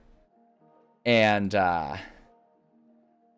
yeah, so we're going to have kind of 2 side missions happening here for them to be able to get some extra experience. One of them is going to be rescuing as many prisoners as possible. I'll probably just set up a system where they can get, like, you know, maybe an extra 25 experience points apiece, the players can, per rescued prisoner. Which will be impacted by, you know, a combination of how quickly they can get through it and how secretly they can get through it. Like, if they go in there all gangbusters and the whole camp is alerted to their presence right away, the Snolls will start killing off prisoners, you know, pretty quickly.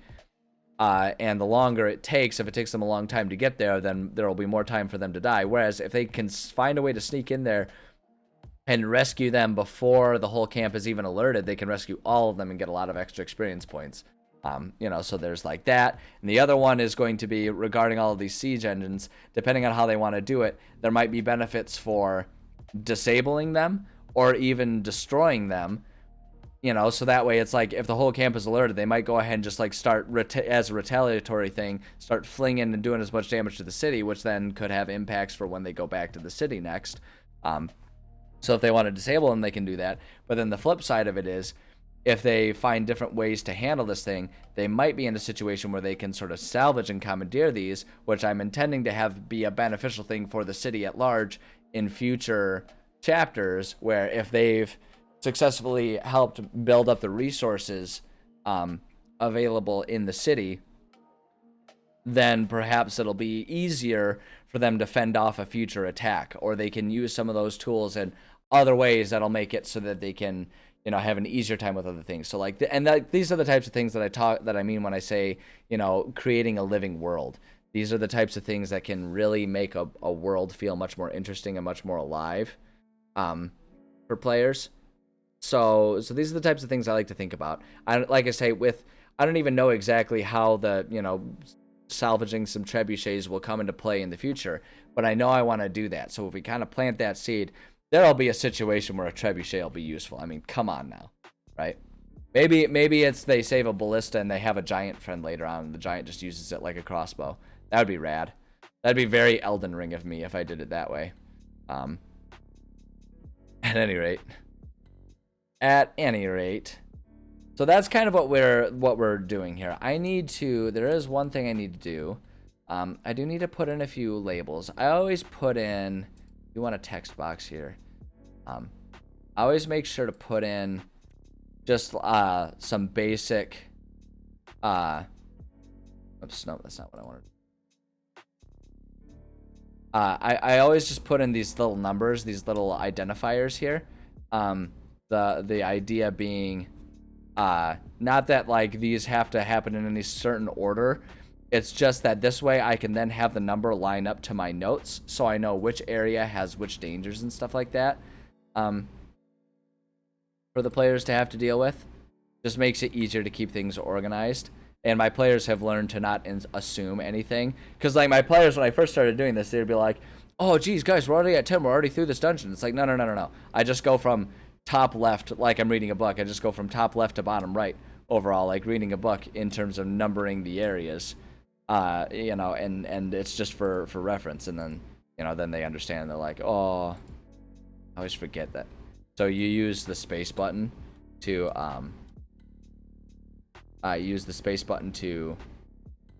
navigate. Let's see here. Let's see here. All right, yeah, that can wait as well. Okay, so. But yeah, so you got to put in the numbers here to be able to just reference and use, you know, and know exactly what stuff you're supposed to be presenting to your players at any given time. But then, yeah, I always, now I remember what I was going to say. you have to use space to move here, and I always forget that if you are still editing it, it will simultaneously move it while adding spaces to what you're typing, and so you end up with these big long text boxes that are oh, let's see here. This was going to be a separate area as well up here. Kind of come down here. Like that's area 7. That's area 8. Let's see here. Oh, you know what? I'm gonna move this one. To put area 8 there is supposed to be the crevice there. So that way they can kind of have like an area stage and do some stuff in. Area 9. This is area 54. Might be. Who knows? I wouldn't tell you. That's a secret. Alright, there we go. We got these numbered. Perfect. Let me go check my notes here. So, okay, there is the authorities in town request for capture Noel. It can be interrogated. Oh, that's right. I had kind of already thought about some of these things. This is some of the stuff that I did have written up here. So the primary story with the Knolls having retreated from the city, their reprieve is only temporary. It appears that the Knolls are done with the outright assault. They have set up a camp outside the walls. Though siege doesn't do much outright, the threat of the Knolls is bad, and it cuts the city off to information on what's going on outside the walls. Because they would have, while there aren't any other societies outside of the walls, they do have scouts that can sort of, as individuals, survive well enough in the wilds to go out and get information about what's happening around there. And so now that they're cut off from that. Scouts on the wall have identified a Gnoll leader. The players will be selected as one of the multiple incursion teams set up to go after the Gnoll leadership. They will have one section of the Gnoll camp to infiltrate and hunt in. Their goal is to find him, kill him, and maybe kill a few other Gnolls while they're at it. So that's kind of their goal at large here. Side missions. When players are exploring, they may find a cage full of citizens. If they free the citizens, they will have to somehow protect them. Not a full escort mission, but at least carve a safe pathway or provide them with weapons. Doing so will grant some extra rewards. All that kind of stuff is good stuff. If they don't free them, have the citizens be captives or indentured servants later on. So that was an idea, again, living world. If they don't free them, the Gnolls may escape with some prisoners, which could then become an interesting complication for future experiences going into, like, the Gnoll camps or something like that. They might find, like, it could be a complication, but it also could be a benefit, where it's like, hey, they can see there are some, like, enslaved, indentured servant people, doing all of the dirty work at the Gnolls campgrounds, right? Like doing all the laundry and all that kind of stuff, and so it's like, hey, if they need to go infiltrate that, they could have an inside man and that kind of thing. So, so we got that type of stuff. I like that one. Let's see, what do we have here? The authorities in town will put out a request for capture Gnoll that can be interrogated for information. Players managers, they will get a bonus clues about what to expect in Chapter 3. Still don't know exactly what Chapter 3 is going to be at this stage, but we have some general ideas about, like, I have some general ideas about them sort of after having proven themselves in combat a few times and done pretty well in the battle and the siege, going out, like kind of being sent out as one of the adventuring crews to go and like kind of bring the fight to the Gnolls and or do recon, depending on what I decide I want to do. If players don't do it, then they will have to search for clues during Chapter 3. Yeah, so it's like, if they do it, then they get some free information. If not, they're going to have to do some investigating. I do want to add one other one here. I do want to add the one about the trebuchets and stuff. There are many siege weapons being used by the Gnolls. If players disable them in any way, city will take less damage during this chapter as they take time to handle the Gnolls. Players may want to find a way. Players may want to find a way to what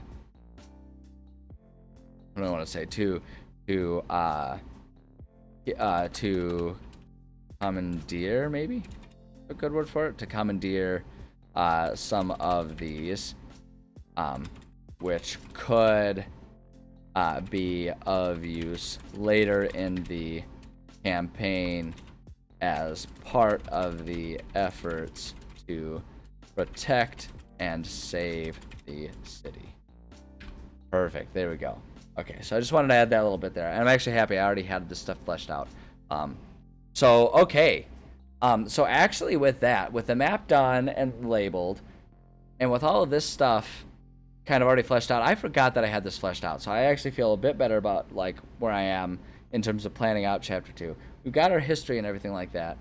And it looks like we've already got our experience breakdown and stuff like that. We do need to talk about and flesh out our villains and allies a little bit, and then we still need to get a lot of the map details. I have chosen the enemies already. That was an easy one. It's still going to be gnolls, so it's like slightly more dangerous sets of gnolls, but that's still going to be sort of our combat stuff. Great. So we're pretty much at the point now where we just have to fill in the details, which is a really good place to be in. That's an easy kind of a mechanical part of it that can be done pretty quickly. So I'm happy with that. Unfortunately, my work phone continues to ding, and while nothing is urgent, there's a lot of stuff piling up that is going to need attention, and I am going to need to go pay attention to some of it. So I think we are going to have to end the stream a half hour early today, which is never my favorite thing to do, but that's kind of the trade-off for me being able to do this. Do these streams when I do them, is that when work comes up, that has to take priority. It pays the bills, so that's the one I gotta do. So it's really unfortunate, but I think I'm gonna have to do that. So let me switch us over here, and we'll go ahead and do our sign off here. We at least got most of our session in today, or only a half hour early out of a 4-hour session. I think is pretty good. So thank you so much to everyone who stopped by. I appreciate you guys coming by. It really means a lot to me that you come and hang out. And I also will say I appreciate the understanding that I know you're going to show me for having to end early today. It's not my favorite thing to do. It's definitely not. I'd much rather be here than working right now. But, you know, it is what it is. It is what it is. The work I do is important. So I appreciate your understanding and your patience with it.